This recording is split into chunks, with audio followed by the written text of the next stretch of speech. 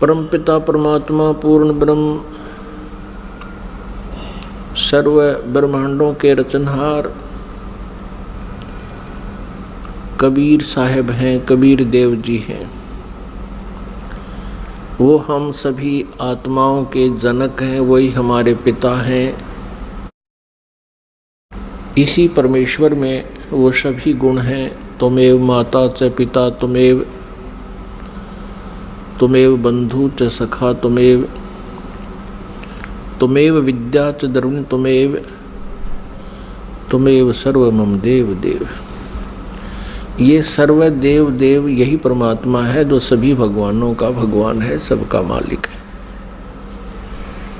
अब प्रथम बार कोई श्रद्धालु ये वचन सुनता है कि कबीर देव, कबीर साहब पूर्ण परमात्मा है, परम अक्षर ब्रह्म है, सभी ब्रह्मांडों के रचयिता हैं,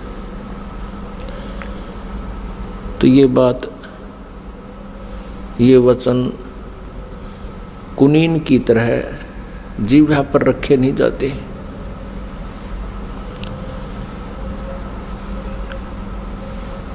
क्योंकि हमने जो ज्ञान सुना हुआ है वो लोक वेद सुन रखा है, वो दंत कथा सुन रखी है। हमने अपने सदग्रंथों का ज्ञान नहीं प्राप्त हुआ हमारे को, क्योंकि हमारे जो गुरुदेव थे हिंदू धर्म के, जो आचार्य थे, गुरु थे, मंडलेश्वर थे, ये तत्व ज्ञानहीन थे। ये सभी ऋषि महर्षि ये तत्व ज्ञानहीन थे। इनको कोई अध्यात्म ज्ञान नहीं था,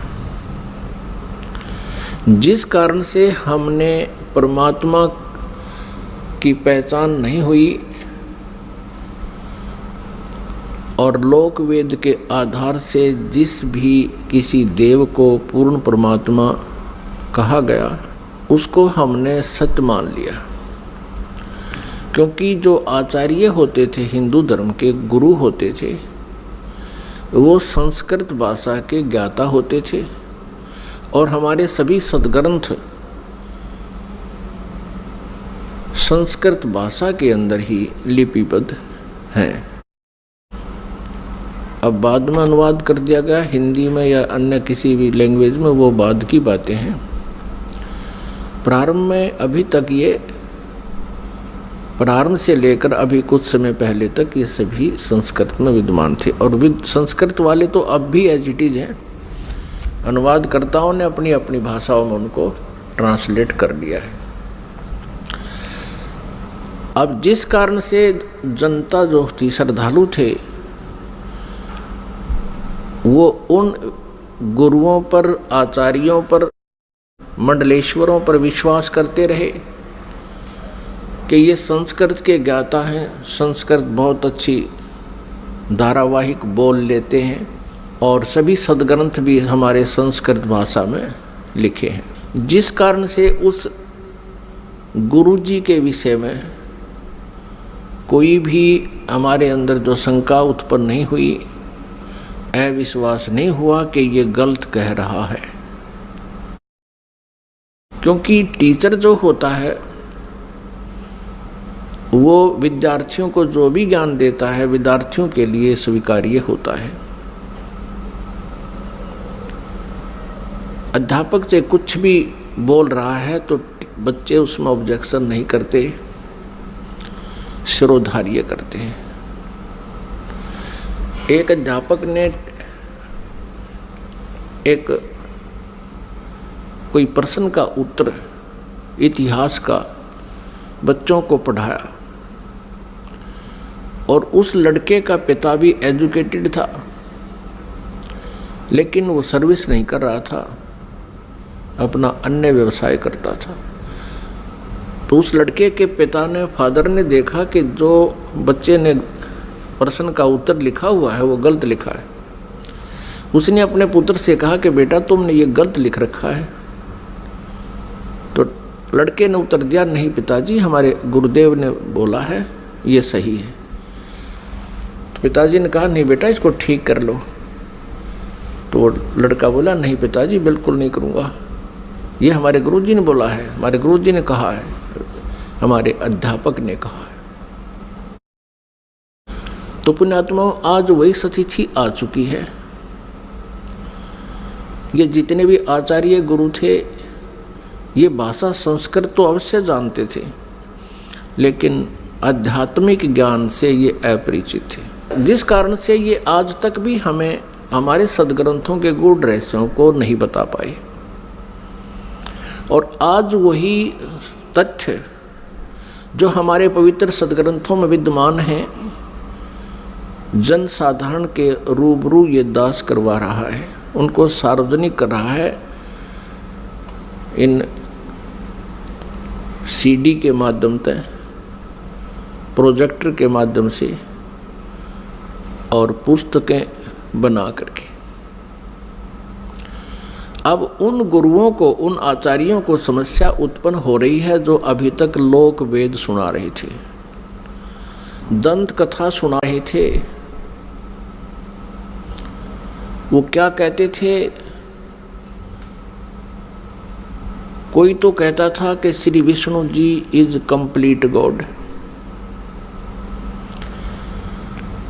ये विष्णु जी ही सर्व समर्थ भगवान हैं और यही 3 रूप धारण कर लेते हैं। ब्रह्मा जी के रूप में ये सृष्टि करते हैं, विष्णु जी के रूप में ये सतिथि करते हैं और शिव जी के रूप में ये संहार करते हैं। कोई कहता था कि भगवान शिव महेश हैं, महेश्वर हैं, देवों के भी देव हैं, यही सबके उत्पत्ति करता है और यही 3 रूप धारण करके इस ब्रह्मांड का संचालन कर रहे हैं। यही अखिल ब्रह्मांड के नायक हैं, मालिक हैं। ब्रह्मा जी का रूप धारण करके ये सृष्टि करते हैं, विष्णु जी का रूप धारण करके ही ये सतिथि करते हैं और स्वयं शिव रूप में ये सबका संहार करते हैं। इनके कोई माता पिता नहीं है। तो ये लोक वेद था, ये दंत कथा थी। हम इनको सर्वेश्वर महेश्वर कहा करते थे। पुण्यात्माओं, जिस मार्ग पर हम चलते हैं, हम अपना सफ़र तय करने के लिए उद्धत होते हैं, तो उसकी जानकारी हमें थोरोली होनी चाहिए, कंप्लीट होनी चाहिए, फिर उस पर चलने का लाभ है। और यदि हम जाना चाहते हैं हिसार से दिल्ली और हम चल पड़े हिसार से सरसा की ओर, तो हमारा चलना व्यर्थ है। चाहे हम कितनी स्पीड से जा रहे हैं, कितनी गाड़ी को दौड़ा रहे हैं, वो व्यर्थ है। और किसी कारण से आप हिसार से और सिरसा जा रहे हो और रास्ते में कोई इत्तेफाक से कोई व्यक्ति मिल जाता है, पूछ लेता है कहाँ जा रहे हो जेंटलमैन, तो आप कहोगे जी हम दिल्ली जा रहे हैं। वो व्यक्ति आपसे ये कहे कि ये दिल्ली वाला वे नहीं है, ये दिल्ली मार्ग नहीं है, ये तो आप उल्टा जा रहे हो, सिरसा साइड में पंजाब की तरफ जा रहे हो।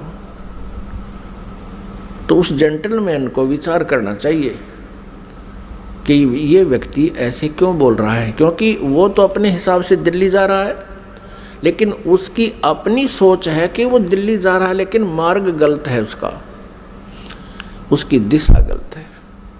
तो उस जेंटलमैन को, उस भद्र पुरुष को चाहिए वेरीफाई करे।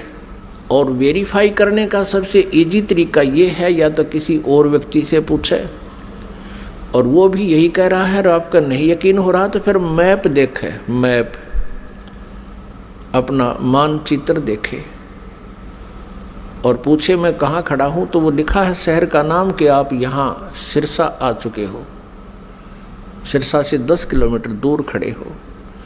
तो फिर मानचित्र भी यही बता रहा है और सामने वाला जो बद्दर पुरुष आपको बताना चाहता है कि आपकी दिशा गलत है, तो फिर क्या करना चाहिए? उस समझदार व्यक्ति होगा तो तुरंत मुड़ जाएगा। वो ये ना देखेगा मैंने इतना सफ़र तय कर लिया, अब मेरा क्या बनेगा इतने सफ़र का। वो तुरंत मुड़ जाएगा और उस भूल को सुधारेगा।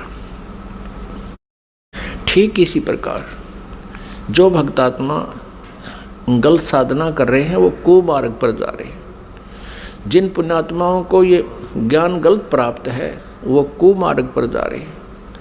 परमात्मा पाने वाला वो मार्ग नहीं है। और आपको अब ये दास कह रहा है कि आप गलत मार्ग पर जा रहे हो, इससे वापस हो जाओ।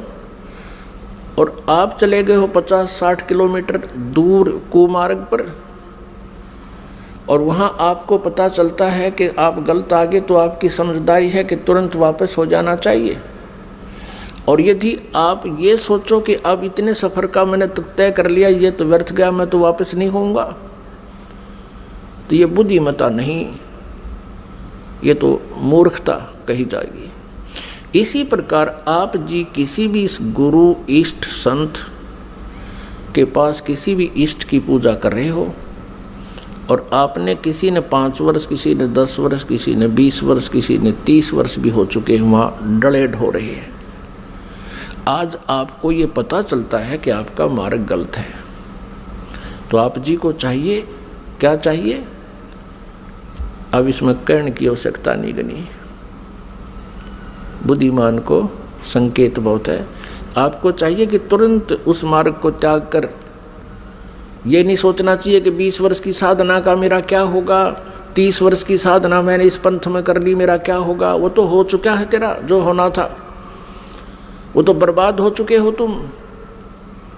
आप जी को मार्ग पर इतनी सफ़र कर चुके हो 100 किलोमीटर, इससे वापस होना ही हितकारी है। आपका इसी में शुभ है, तुरंत वापस हो जाओ, त्याग दो उसको। अब परमात्मा कहते हैं भेड़ा देखा दरदरा उत्तर चले फड़क। पहले बेड़ा होता था, बेड़े चला करते थे, दरिया पार करने के लिए नौका भी नहीं होती थी, तो उसमें बेड़ा बनाया करते थे। बेड़ा, वो बेड़ा तो आपको याद नहीं होगा, लेकिन ये समझ ले नौका है। जिस नौका में आप बैठे हो उस नौका में पानी भर रहा है, उसमें उसका नीचे का बेड जो है वो डैमेज हो चुका है, और साथ में दूसरे वाला बिल्कुल जो है सही नौका साथ में आ जाता है, और आपको पता चल जाता है कि ये तो डूबोगे तुम इस नौका में जिसमें बैठे हो, पानी भर रहा है इसके अंदर। तो कहते हैं परमात्मा कहते हैं बेड़ा देखा जर्जरा और उत्तर चले फड़के। डूबे थे पर उबरे। कबीर परमेश्वर जी हमें बताना चाहते हैं कि जो बुद्धिमान होंगे वो ऐसा करेंगे। डूबे थे पर उबरे, गुरु के ज्ञान चमक,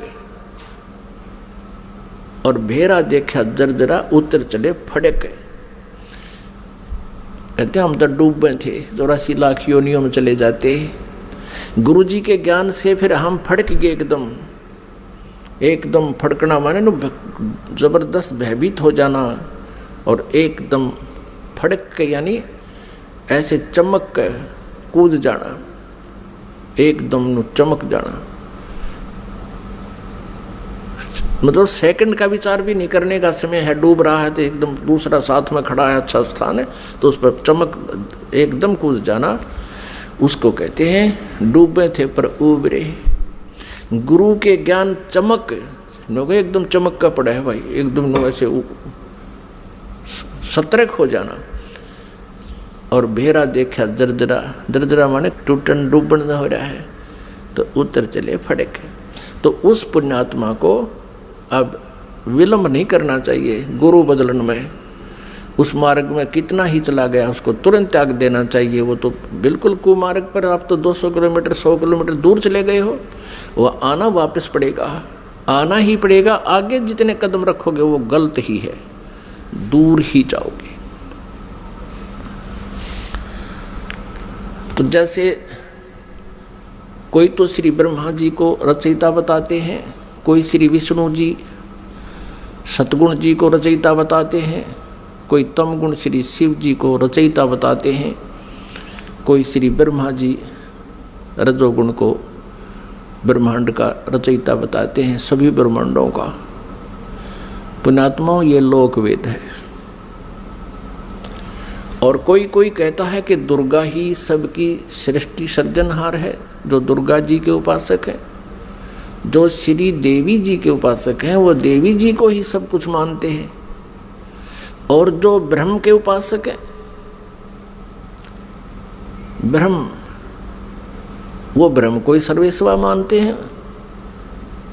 तो पुण्यात्माओं, हमने सबसे पहले ये मैप देखना होगा, अपने सदग्रंथों रूपी मैप को हम पुनः देखेंगे कि इनमें हमें क्या मार्गदर्शन हुआ है, तो तब हम संतुष्ट होंगे। अभी तक तो हम किसी से कुछ सुन रहे हैं भगवान के विषय में, किसी महापुरुष ने कुछ ज्ञान दिया है, किसी ने कुछ दिया है, और हम विद्यार्थी हैं, श्रद्धालु हैं। जो भी संत गुरु जी हमें जैसा भी भगवान के विषय में ज्ञान देता है, हम बिना किसी शंका के, बगैर किसी ऑब्जेक्शन के हम स्वीकार कर लेते हैं। तो पुण्यात्माओं, आप इसके विषय में कि भगवान कौन है, सृष्टि रचना कैसे हुई, ये जानकारी हमें सर्वप्रथम होनी चाहिए, और तभी हम परमात्मा के मार्ग पर सफल हो सकेंगे। फिर हमें कोई भ्रमित नहीं कर सकेगा। श्रीमद् भगवत गीता अध्याय नंबर 16 के श्लोक नंबर 23 में कहा है कि शास्त्र विधि को त्याग कर जो मनमाना आचरण करते हैं, यानी मनमानी पूजाएं करते हैं, मनमाने साधनाएं करते हैं जो शास्त्रों में विद्यमान नहीं है, जो ज्ञान और उसका समाधान, वो साधना व्यर्थ है। न उनकी गति होती है, न उनको कोई सुख प्राप्त होता है, और न ही उनको कोई सिद्धि प्राप्त होती है, अर्थात व्यर्थ, यूजलेस। फिर तुरंत ही 24वें श्लोक में 16वें अध्याय में कहा है गीता जी में कि इससे तेरे लिए अर्जुन कर्तव्य और अकर्तव्य की व्यवस्था में, कर्तव्य मीन जो भक्ति कर्म हमने करने चाहिए और जो ना करने चाहिए, जो त्यागने चाहिए और जो ग्रहण करने चाहिए, उनके लिए सदग्रंथ ही प्रमाण है।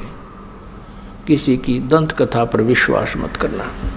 फिर गीता जी अध्याय नंबर 2 के श्लोक नंबर 53 में कहा कि अर्जुन, जिस समय तेरी बुद्धि भिन्न भिन्न प्रकार के भ्रमित करने वाले ज्ञानों से, वचनों से हटकर केवल एक तत्व ज्ञान पर, परमात्म ज्ञान पर स्थिर हो जाएगी, तब तू योग को प्राप्त होगा, तब तो तू भक्त बनेगा, तब तो तेरी भक्ति प्रारंभ होगी। जब तू एक ज्ञान पर, शास्त्र अनुकूल ज्ञान पर तू स्थिर हो जाएगी तेरी बुद्धि, फिर तू डगमग ना होकर के सीधे सुमार्ग पर चल पड़ेगा। फिर जितने भी कदम इस भक्ति सफर में रखेगा वो तेरे शुभ होंगे, लाभदायक होंगे। अब सृष्टि रचना के बारे में बहुत से असमंजस हैं। जैसे जैन धर्म के व्यक्ति, श्रद्धालु, आचार्य, मुनि, वो कहते हैं कि इस सृष्टि का कोई रचयिता नहीं, कोई इसका संहार करता नहीं, अनादि है, अपने आप बनती है, अपने आप ये चलती है। ऐसा ही नहीं, और भी बहुत से श्रद्धालु हैं। कोई कहते हैं विष्णु जी ने इसकी रचना की है, जैसे अब पीछे हम बता चुके हैं। इसके विषय में आप जी को विशेष डिटेल से बताएंगे। परमेश्वर कबीर देव जी का जो प्रसंग चला था कि ये पूर्ण परमात्मा है, पूर्ण ब्रह्म है, कंप्लीट गॉड है, ये विश्वास आप जी को नहीं हो सकता जब तक हम इनके गुणों से परिचित नहीं होंगे। और गुण कहाँ होते हैं? उनके जीवनी में, उनके इतिहास में लिखे होते हैं। जैसे विष्णु जी, श्री शिव जी, श्री विष्णु जी, श्री ब्रह्मा जी, इनकी जानकारी भी इनकी जीवनी में, इनके इतिहास में लिखी है, पुराणों में। और परमेश्वर कबीर जी की महिमा सूक्ष्म वेद में लिखी है, सूक्ष्म वेद में। आदि शंकराचार्य जी के इतिहास में दास ने पढ़ा, उन्होंने भी सूक्ष्म वेद का समर्थन किया है। आदि शंकराचार्य ने कहा है कि 4 वेद, ऋग्वेद, यजुर्वेद, सामवेद और अथर्ववेद, ये तो अवेलेबल हैं, लेकिन सूक्ष्म वेद वो 5वां है। उसके विषय में उन्होंने कहा कि वो कैलाश पर्वत पे है। अब कारण क्या है कि 5वें वेद को इस काल ने, ब्रह्म ने नष्ट कर दिया, सूक्ष्म वेद को। उस सूक्ष्म वेद को देने के लिए परमेश्वर स्वयं यहाँ आते हैं, अपने सतलोक से चलकर, मुक्ति धाम से, सनातन परम धाम से गति करके यहाँ आते। उस छुपे हुए ज्ञान को जो काल भगवान ने, ब्रह्म भगवान ने नष्ट कर दिया, यानी छुपा रखा है, वो किसी तक नहीं आने देता। तो उस 5वें वेद को परमात्मा बताने के लिए आते हैं। उस 5वें वेद में लिखा है, और उस वेद को, उस ज्ञान को परमात्मा ने 600 वर्ष पहले अपने मुखारविंद से, अपने मुख कमल से बोला था। इसलिए गीता जी अध्याय नंबर 4 के श्लोक नंबर 32 में कहा है कि अर्जुन, गीता जी अध्याय नंबर 4 के श्लोक नंबर 25 से लेकर 31 तक बताया गया है, कोई देवताओं की पूजा करता है, कोई स्वाध्याय ही करता है, कोई तीक्ष्ण अहिंसावादी व्रतों पर ही आधारित है, कोई प्राणायाम आदि करके ही अपनी साधना को सफल मानता है। ये इस आध्यात्मिक ज्ञान का, धार्मिक यज्ञों का, यज्ञ माने अनुष्ठानों का विस्तार से विवरण 4थे अध्याय के 32वें श्लोक में कहा है कि वो सच्चिदानंद घन ब्रह्म की वाणी में विस्तार से कहा गया है।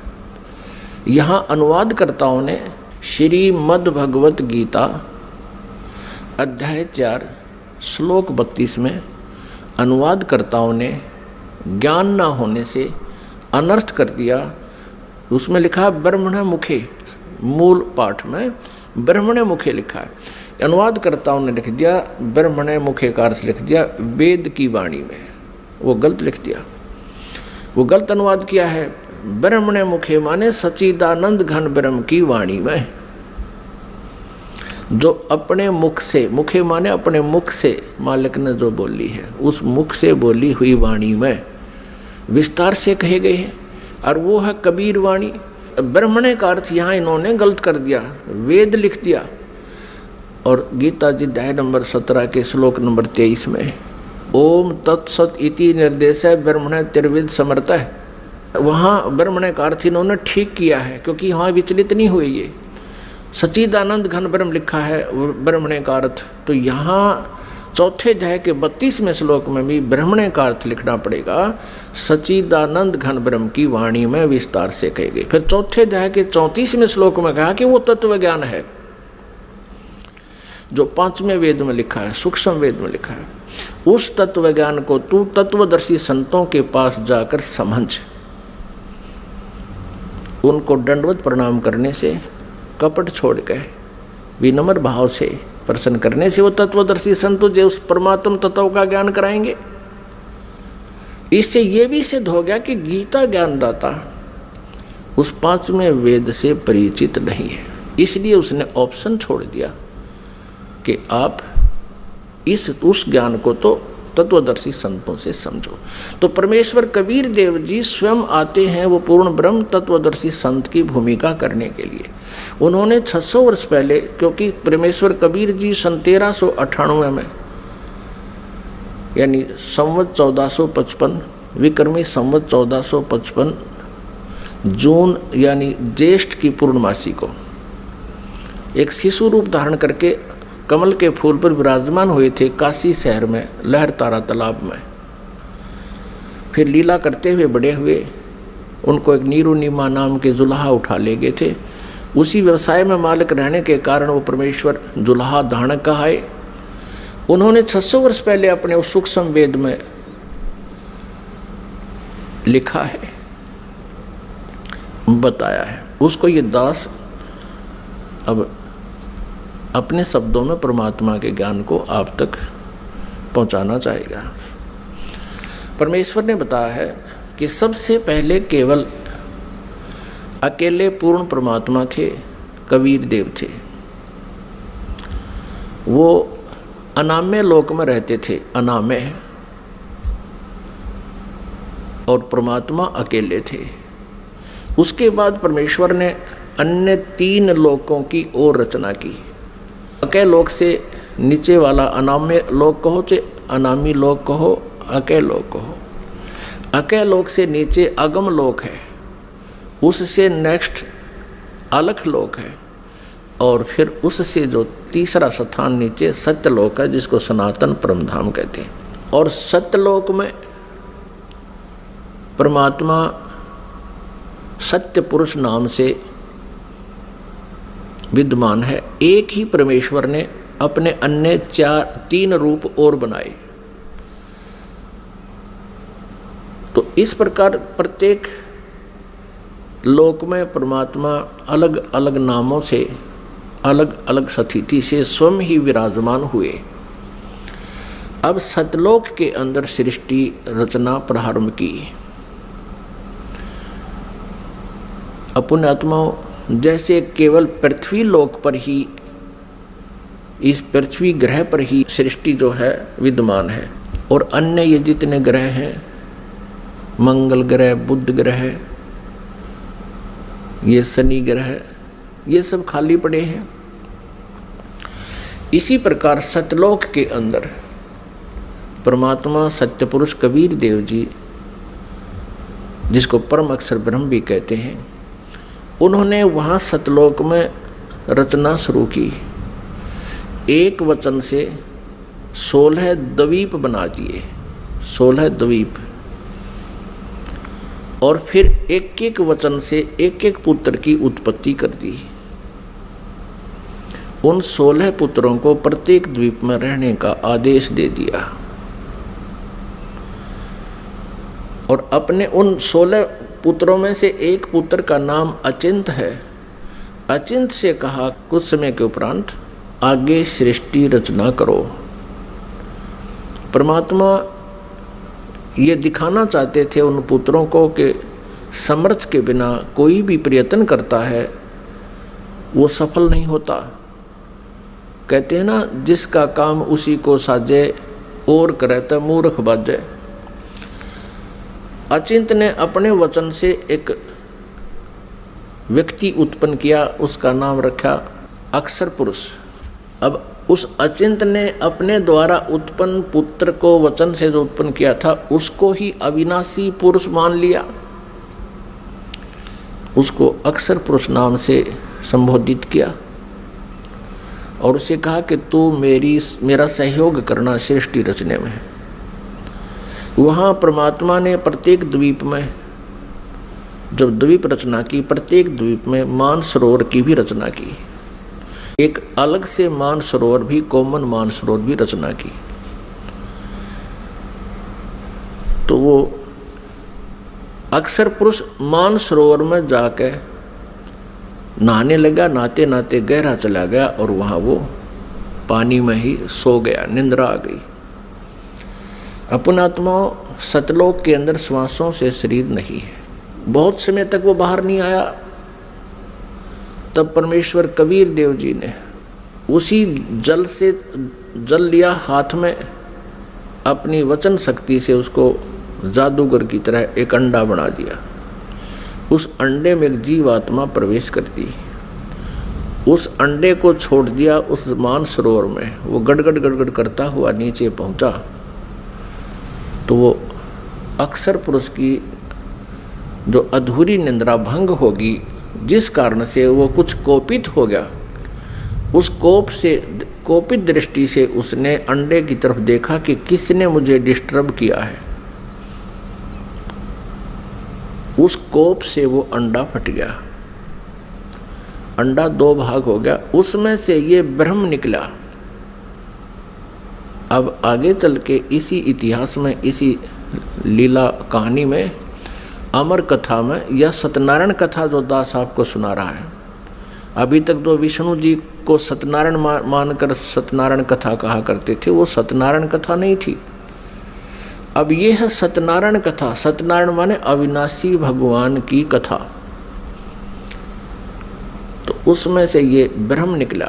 आगे चल के आप 3 प्रभुओं से परिचित होंगे जो ब्रह्मा विष्णु महेश जी से भिन्न है। एक सर्वब्रह्म, इसको सर्वब्रह्म भी कहते हैं, सर्वब्रह्म। और दूसरा ये अक्षर पुरुष यानी अक्षर ब्रह्म। ये अक्षर पुरुष कहो तो अक्षर ब्रह्म कहो। और अंडे से निकला ये सर्वब्रह्म, सर्वब्रह्मन नाशवान, क्योंकि अक्षर पुरुष को तो अचिंत ने नाम दे दिया कि तो अविनाशी व्यक्ति उत्पन्न कर दिया मैंने, अक्षर पुरुष। अब वो स्वामी जितना हो जाता है फिर वही पुरुष प्रभु, पुरुष माने प्रभु भी कहते हैं। तो अक्षर पुरुष कहो या अक्षर ब्रह्म कहो, एक ही के 2 पर्यायवाची नाम है। इसी प्रकार सर पुरुष कहो, ये ब्रह्म जो अंडे से निकला ये सर पुरुष है, इसको सर ब्रह्म कहो, इसके पर्यायवाची नाम है। इसको ज्योति स्वरूपी निरंजन भी, काल भी, ये ब्रह्म ही आगे चल के काल भी कहा जाएगा। अब याद रखना, क्योंकि पुण्यात्मा, जब तक आप इस इतिहास से परिचित नहीं होगे, सृष्टि रचना से, आप किसी भी सदग्रंथ को नहीं समझ सकते। तब परमेश्वर ने आदेश दिया उन दोनों को कि तुम बाहर आओ। अचिंत पुरुष तुम निंद्रा में थे, न वो अक्षर पुरुष तुम निंद्रा में थे, तुम्हें जगाने के लिए ये सब प्रोसेस अपनाया है, तुम बाहर आ जाओ। दोनों बाहर आ गए। अब परमात्मा ने अचिंत से कहा कि अचिंत, अब देख लिया तूने, समर्थ के बिना कोई कार्य सफल नहीं होता। अब तू तो इसको बाहर भी नहीं निकाल सकता था। और आगे से ध्यान रखना कि बीच में टांग अड़ाओ मेरी क्रिया में, इसलिए तुम्हें तुम्हारे सामर्थ्य से परिचित कराया है। तो अचिंत ने कान पकड़ दिए कि दाता हम कुछ नहीं कर सकते। अब परमेश्वर ने आदेश दिया उन दोनों को, किसको? सरपुरुष अर्थात जिसको सर्वब्रह्म भी कहते हैं, जो आगे चल के ब्रह्मा विष्णु महेश का पिता सिद्ध होगा इसी कथा में। सरपुरुष और अक्षर पुरुष को दोनों से कहा कि तुम उस अचिंत के द्वीप में रहो। इन दोनों ने आज्ञा का पालन किया। और तीनों कौन? अचिंत, अक्षर पुरुष और सरपुरुष, जिसको सर्वब्रह्म भी कहते हैं। और यहाँ हम सीधी भाषा में उसको ब्रह्म भी कहने लग गए। आगे डिफाइन करेंगे ब्रह्म क्यों कहने लगे। अब ये तीनों एक द्वीप में रह रहे हैं। बाकी जो अन्य 15 जने हैं, परमात्मा के वचन से उत्पन्न वो पुत्र, वो अलग अलग सिंगल द्वीप में रह रहे थे। कुछ समय उपरांत परमेश्वर ने हम सभी आत्माओं को, आप जी को, सारे ब्रह्मांडों की जितनी आत्माएं हैं, अपने शरीर से, अपने वचन से उत्पन्न कर दिया। और वहाँ हम तेजोमय शरीर में विद्यमान थे। नूरी शरीर है हमारा, यानी तेजोमय शरीर है, एक तत्व से बना हुआ है। उसमें नाड़ी, वो शुक्रम अकायम असनाविरम, वो जैसे हमारी शुक्र से बनी हुई काया नहीं होती जो माता पिता के संयोग से बनती है, उसमें नाड़ी आदि का जुगाड़ जोड़ नहीं होता, नाड़ी तंत्र नहीं होता। इसी ऐसा ही शरीर परमात्मा का है, साकार है, मनुष्य दृश्य है, तेजों में है। लेकिन परमात्मा के शरीर का और हमारे शरीर के नूर में, सामर्थ्य में, शक्ति में और उसके नूर में, प्रकाश में अंतर है। पूर्ण परमात्मा सत्य पुरुष यानी कबीर देव जी का जो सतलोक में शरीर है, उसका एक रोमकूप में करोड़ सूर्य करोड़ चंद्रमा से भी अधिक रोशनी है। और हमारा वहाँ शरीर कैसा था, जो शेष वहाँ रह रहे हैं उनका कैसा शरीर है, और हम जब परमात्मा ने अपने वचन से उत्पन्न किए थे तब हमारा कैसा शरीर था, मनुष्य सदृश था। और हमारा शरीर 16 सूर्य जितने प्रकाश युक्त था, हमारे पूरे बॉडी का शरीर 16 सूर्य जितना तेज था यहाँ की जो सूर्य, लेकिन गर्मी ना हो। हम सभी वहाँ रहने लगे, वहाँ कोई दिक्कत नहीं थी, किसी प्रकार का कोई अभाव नहीं था, वहाँ जरा और मरण नहीं था, वहाँ जन्म मृत्यु नहीं होता था और बुढ़ापा भी नहीं आता था वहाँ पर। अपने आत्माओं यहाँ विचार करना कि हम यहाँ कितने दुखी हैं और फिर भी हम ये सोचे हैं हमारी मृत्यु ना हो, और जबकि हमें पता है कि मृत्यु तो डेफिनेट होगी, यहाँ का विधान है, और फिर भी हमारी मरने की इच्छा नहीं। कारण क्या है कि हम ऐसे लोक में रहा करते थे जहाँ मृत्यु नहीं होती थी, जिस कारण से हमें ये मरना अच्छा नहीं लगता। और बिल्कुल ठीक है, वे क्यों तो जन्म हुआ था और फिर क्यों मारे। 30, 40, 50, 60, 70, 80 वर्ष तो हम ये मकान मकून बनाने में लावा, फिर इसमें रहने पाते ना, 1 मिनट में कड़च कर देता है यहाँ का भगवान। तो वहाँ जरा और मरण नहीं था, जरा माने बुढ़ापा। अब कोई भी बूढ़ा होना पसंद नहीं करता, सब ने सोचा मैं युवा दिखूं। और ये बड़े बड़े नेता तो सर्जरी करा कर मेकअप करना चाहें, कब तक करोगे, 10 साल पाछे फिर फ्यूज होगे।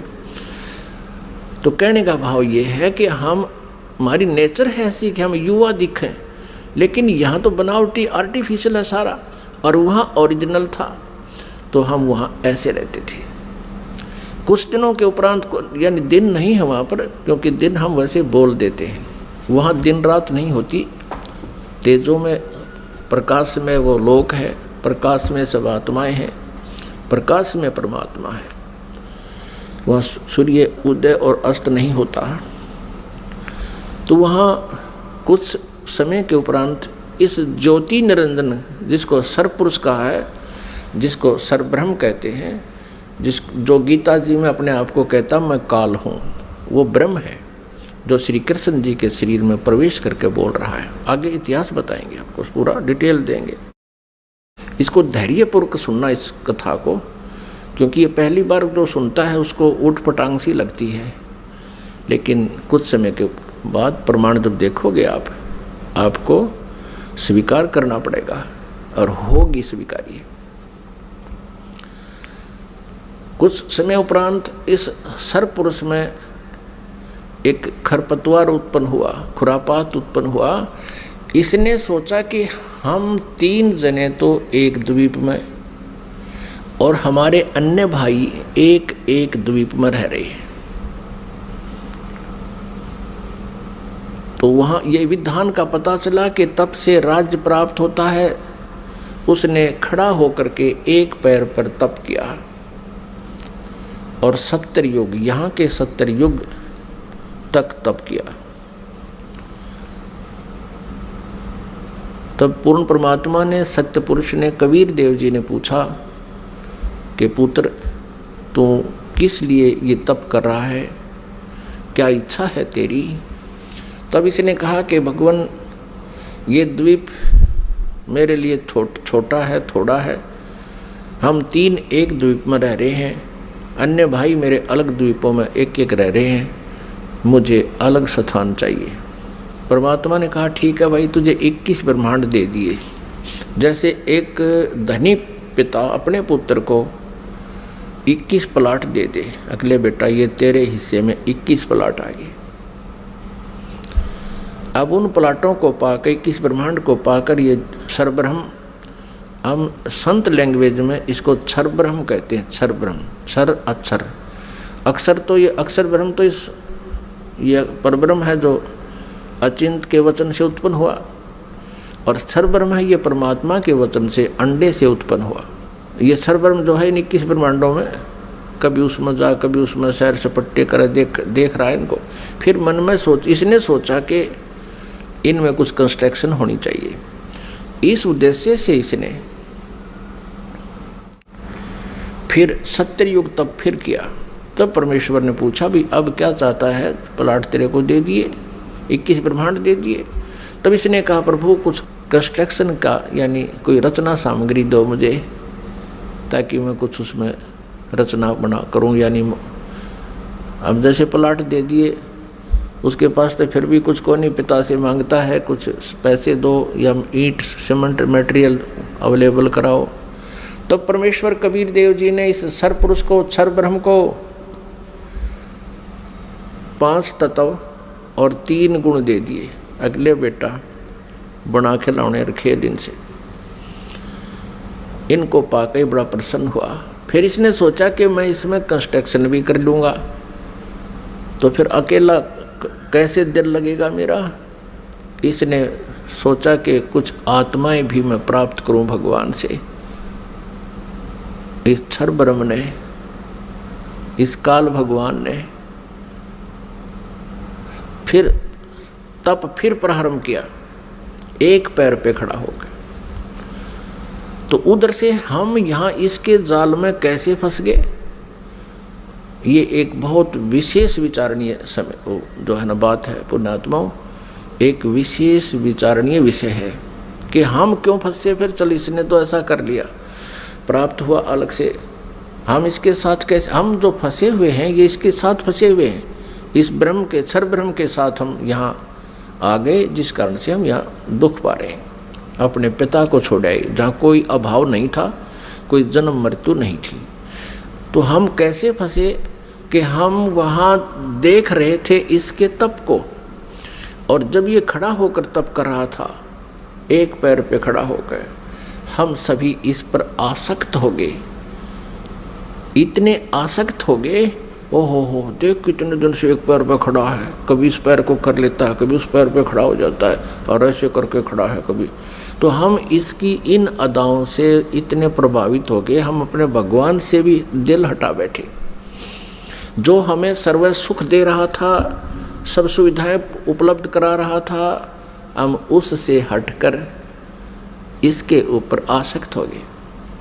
तो पुण्यात्माओं, यही बीमारी, यही स्वभाव आप और हम सभी को वहाँ से लगी थी। जैसे यहाँ के हीरो और हीरोइन, अभिनेता अभिनेत्री अपने पेट के लिए, रोजी रोटी के लिए एक्टिंग करते हैं, अदाएं करते हैं, उछल कूद करते हैं, और ये युवा वर्ग बच्चे उनको देखकर इतने आसक्त हो जाते हैं, पूछो मत। और यदि कोई हीरो या हीरोइन यानी कोई अभिनेता या अभिनेत्री यहाँ बरवाला में आ जा या हिसार में आ जावे, फिर देखो इन बच्चों के, कॉलेज वालों के और जवान बच्चों की वहाँ कैसे भीड़ उमड़ कर जाती है, और कम से कम 200, 300, 400 फुट से दूर खड़े खड़े देखते हैं कि देखो वो खड़ा, वो है वो फलाना नेता अभिनेता, वो खड़ी, वो है फलानी अभिनेत्री। अब वो तो अपने पेट के लिए कर रहा है सारे काम, और वो बच्चे बेमतलब वहाँ जा रहे हैं उसको देखने के लिए। लेना एक न देने दो, क्या देगा उनको वो, और धक्के खा के सामने भूखे अपने वापस आ जाते हैं। ठीक इसी प्रकार हम इस काल पर आसक्त हो गए और भगवान से हमारा हृदय हट गया। परमेश्वर कबीर देव जी ने बहुत बार आकाशवाणी की कि कोई भी इस ज्योत निरंजन के इस ड्रामे को मत देखे, इस पे प्रभावित ना हो, आप अपना मालिक में ध्यान रखो। लेकिन हम ऊपर से तो सावधान हो गए, जैसे हम बिल्कुल इसको नहीं चाहते, लेकिन अंदर से कसक नहीं गई। वो तो अंतर्यामी है परमात्मा। तो उस समय परमात्मा के बार बार कहने पर भी हम इस काल से अपना मन नहीं हटा सके, अपनी आत्मा को नहीं हटा सके, और अंदर से इसमें चाह बनी रही। अब इसने तीसरी बार जब तप शुरू किया, इसने परमेश्वर से चाहा कि मैं कुछ आत्मा प्राप्त करूं। जब परमेश्वर ने इससे पूछा, जब इसने 64 युग तप कर लिया तीसरी बार, तब पूछा कि क्या चाहता है ज्योति निरंजन? जो आपने मांगा था वो मैंने आपको दे दिया,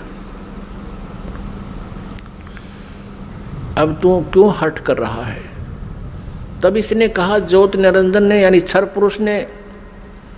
पुरुष ने कहा कि प्रभु मुझे कुछ आत्माएं दे दो, मैं अकेला वहाँ नहीं रह सकता, 21 ब्रह्मांडों में अकेला कैसे रहूँगा। तब परमेश्वर ने कहा कि भी देखो, तेरे तप के बदले में 64 युग जो तप किया है इसके बदले में और राज्य दे सकता हूँ, और वस्तु मांग ले वो दे सकता हूँ, लेकिन ये आत्मा नहीं दे सकता, क्योंकि ये मेरी आत्मा है। अब ये मेरे वचन से उत्पन्न हुई है, मेरा अंश है, अपने अंश को मैं कैसे दे सकता हूँ? लेकिन परमात्मा ने एक ऑप्शन रख दिया कि इसमें एक ऑप्शन है कि यदि वो स्वयं स्वेच्छा से कोई जाना चाहता तेरे साथ तो जा सकते, लेकिन मैं अपनी तरफ से उनको नहीं डाल सकता कुएं में। तब ज्योति निरंजन हमारे पास आया, ये क्षर पुरुष हमारे पास आया। जितनी आत्माएं आज इसके ब्रह्मांडों में हम कैद हो गए, यहाँ कष्ट उठा रहे हैं, ये सभी आत्माएं इसके चारों तरफ उमड़ कर खड़ी होगी। जैसे हीरो आता है, अभिनेता आता है। इसने कहा हमसे कि मैंने पिताजी से 70 युग तप करके बहुत बड़े ब्रह्मांड प्राप्त किए हैं, वहाँ पर स्वर्ग बनाऊंगा, महास्वर्ग बनाऊंगा, हीरे पन्ने लालों के मैं पहाड़ बनाऊंगा, वहाँ दूधों की नदी बहाऊंगा और तुम चलोगे मेरे साथ।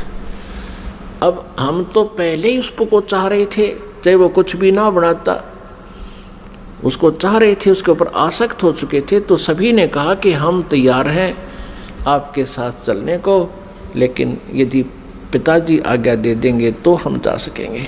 इस क्षर पुरुष ने परमेश्वर कबीर देव जी से, पूर्ण ब्रह्म से, परम अक्षर ब्रह्म से प्रार्थना की। आकर के वापस प्रभु के पास जाकर के करबद्ध खड़ा होकर के कहा कि परमेश्वर, कुछ आत्माएं मेरे साथ जाने को सहमत है।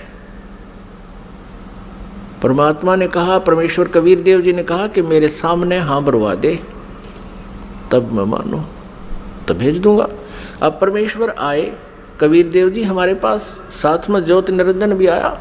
परमेश्वर कबीर देव जी ने, परम अक्षर ब्रह्म ने पूछा कि आत्माओं जो ज्योति निरंजन के साथ यानी क्षर पुरुष के साथ जाना चाहते हैं, वो हाथ खड़ा करके स्वीकृति दें। अब अपने पिता के सामने हिम्मत नहीं पड़ी किसी भी आत्मा की इतना ढीठपना करें, सबने नीची गर्दन कर दी।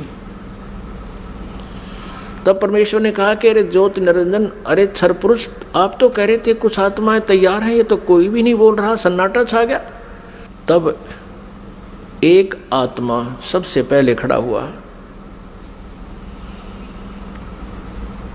उसने सोचा कहीं आम रह जावा यहीं पर। उसने खड़ा होकर कहा कि पिताजी, हाँ, उसने हाथ खड़ा किया कि पिताजी मैं जाना चाहता हूँ। फिर तो हम जैसे सारे सोचा करते हम पीछे रह जाएं, हमने भी सब न कर दिया, ऐसे सब ने हाथ खड़े कर दिए। जितने भी खरबों अनगिन यहाँ पर आए हुए हैं, अकाउंटिंग नहीं कर सकते, इतने जीव आगे इसके अलावा से। परमात्मा के पास तो सब अकाउंटिंग है, सब उनकी डिटेल है, लेकिन हम नहीं कर सकते जीव संज्ञा। जितने भी 21 ब्रह्मांड में प्राणी हैं, ये सब सतलोक से आए हैं, चाहे चींटी है, चाहे हाथी है, रंक है या राजा है, किसी भी पशु पक्षी की योनि वो जीव जंतु की भोग रहा है। तब परमेश्वर ने कहा भी ठीक है ज्योति निरंजन, जिन जिन ने तेरे साथ आने का हृदय से चाह की है, सब इच्छा से तेरे साथ जाना चाहते हैं, उनके सब के नंबर नोट मैंने कर लिए, वो मेरे पास है। आप जाओ अपने ब्रह्मांडों में, क्योंकि ये ब्रह्मांड पहले वहीं थे सतलोक के एक लास्ट कोने में, बिल्कुल एकांत स्थान पर। सतलोक में, और हम रह रहे थे उस मेन सतलोक में। जैसे एक तो बाहरी विलेज हों दिल्ली क्षेत्र के, दिल्ली राज्य के, एक शहरों का स्थान, बीच में मध्य स्थान हो, हम वहाँ रह रहे थे। और इस काल के थे बाहरी दिल्ली, समझ लो वहाँ 21 ब्रह्मांड थे। ये निरंजन चला गया वहाँ पर अपने ब्रह्मांडों में, ये क्षर पुरुष, इसको ज्योत निरंजन भी कहते हैं, इस काल, इसको काल भी कहते हैं। आगे चल के ये इसके कई नाम रखे जाएंगे इसी कहानी में।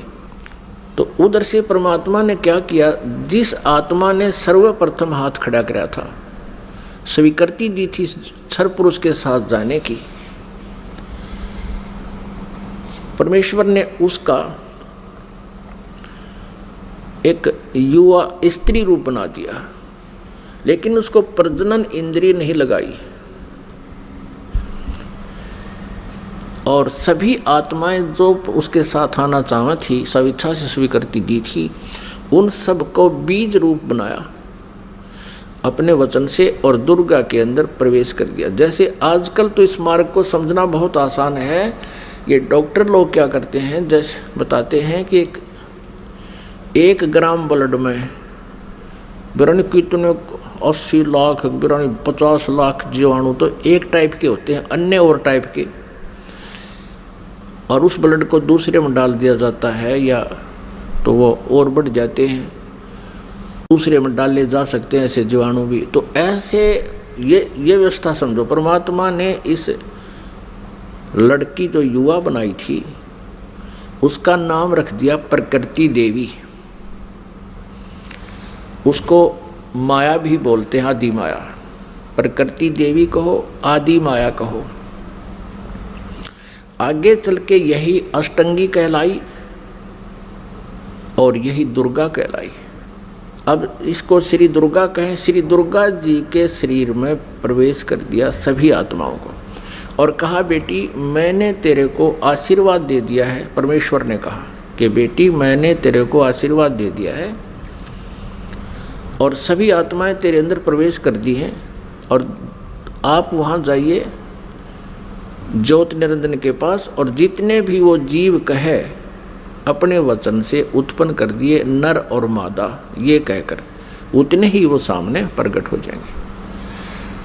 और परमेश्वर ने अपने पुत्र सहज दास को, जो उन 16 पुत्रों में से जो सर्वप्रथम उत्पन्न किए थे उनमें से एक था, सहजदास से कहा कि पुत्र अपनी बहन को साथ ले जाओ और इस ज्योत निरंजन के पास छोड़ आओ, क्षर पुरुष के पास छोड़ आओ। इसको क्षर पुरुष भी कहते हैं, ज्योत निरंजन भी कहते हैं।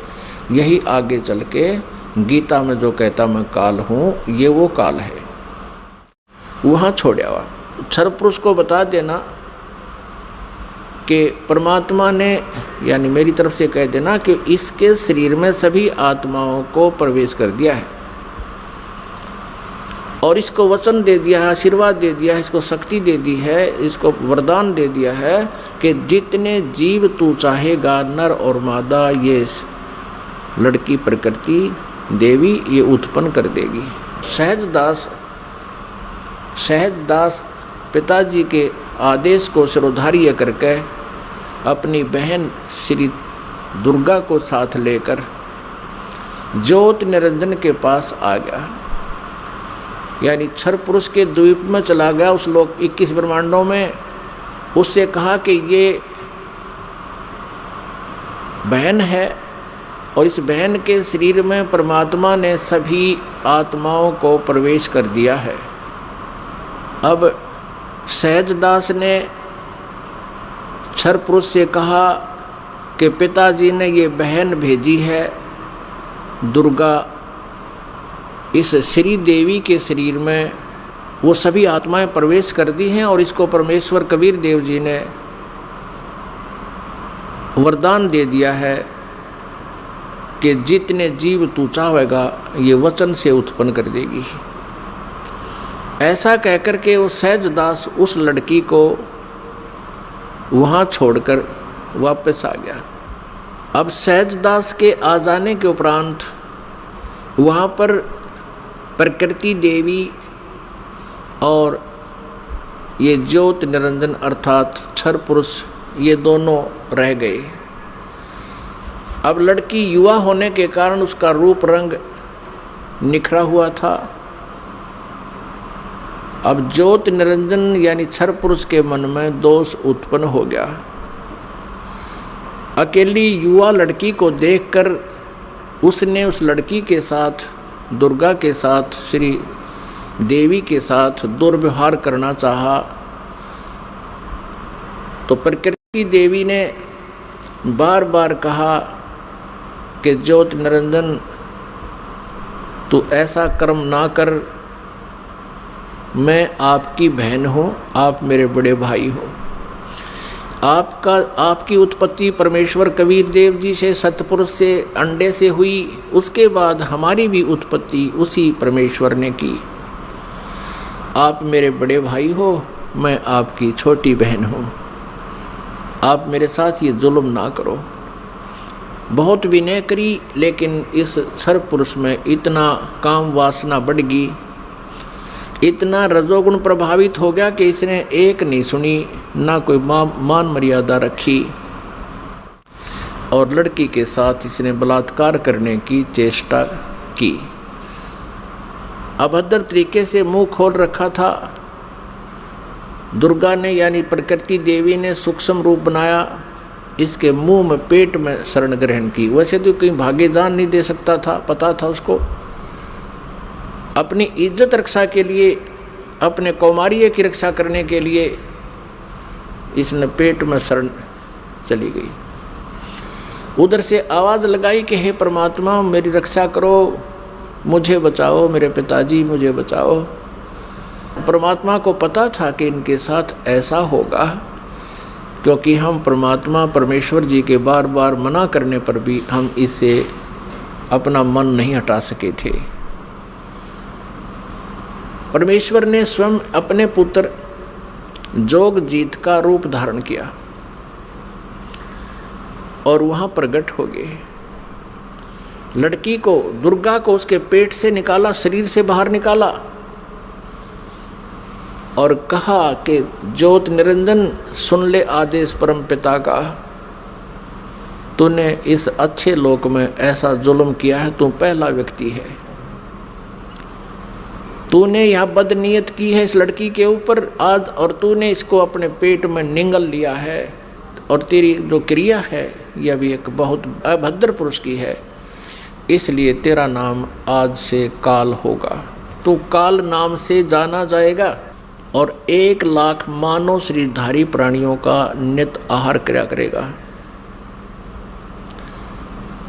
और 1.25 लाख उत्पन्न करेगा, यानी 25% एक्स्ट्रा तो उत्पन्न किया करेगा। और आज से तुझे यहाँ से देश निकाला दे दिया है परमपिता परमेश्वर ने, सतलोक से निकाल दिया तुम्हारे को 21 ब्रह्मांड समेत दोनों भाग, यहाँ से निकल जाओ तुम। इतना ही कहा था, उसी समय ये 21 ब्रह्मांड वहाँ से ऐसे चल पड़े जैसे विमान स्पीड पकड़ लेता है। और इस प्रकृति देवी से, दुर्गा से परमात्मा ने कहा कि बेटी तुमने अपने पैर पे आप कवाड़ा मारा है, अब तुम सब इच्छा से इसके साथ जा रहे हो और पिताजी के दिल से तुम उतर गई, क्योंकि वहाँ परमात्मा अपना रूप बदले हुए खड़े थे। अब तुम यहाँ नहीं रह सकते। 21 ब्रह्मांड सतलोक से चले और सत्यलोक से, बाहरी अक्षेत्र से, सीमा से 16 शंख कोश, जैसे अरब खरब हैं, नील पद्म 10 पद्म, फिर शंख 10 शंख, ऐसे 16 शंख कोश। एक कोश लगभग 3 किलोमीटर का होता है, 48 शंख किलोमीटर समझो। ये 21 ब्रह्मांड आगे। अब ज्योत निरंजन ने सोचा कि जो मेरे साथ होना था वो तो हो चुका है और मैं यहाँ का फुल फ्लैज हो गया, इंडिपेंडेंट हूँ,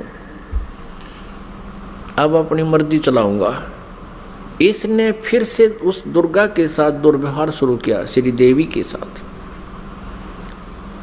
श्री देवी ने, दुर्गा ने फिर कहा कि ज्योत निरंजन यानी क्षर पुरुष, तू आँख खोल ले, देखो परमात्मा ने मुझे शक्ति दी है, वर्ड पावर दी है, शब्द शक्ति दी है। मैं वचन से जितने जीव तू कहेगा मैं उत्पन्न कर दूंगी तेरे यहाँ संसार के लिए। तू ये मैथुन सृष्टि प्रारंभ मत कर। लेकिन ये नहीं माना। दुर्गा ने फिर यातना की कि देख, पहले तो तू मेरा बड़ा भाई, मैं तेरी छोटी बहन,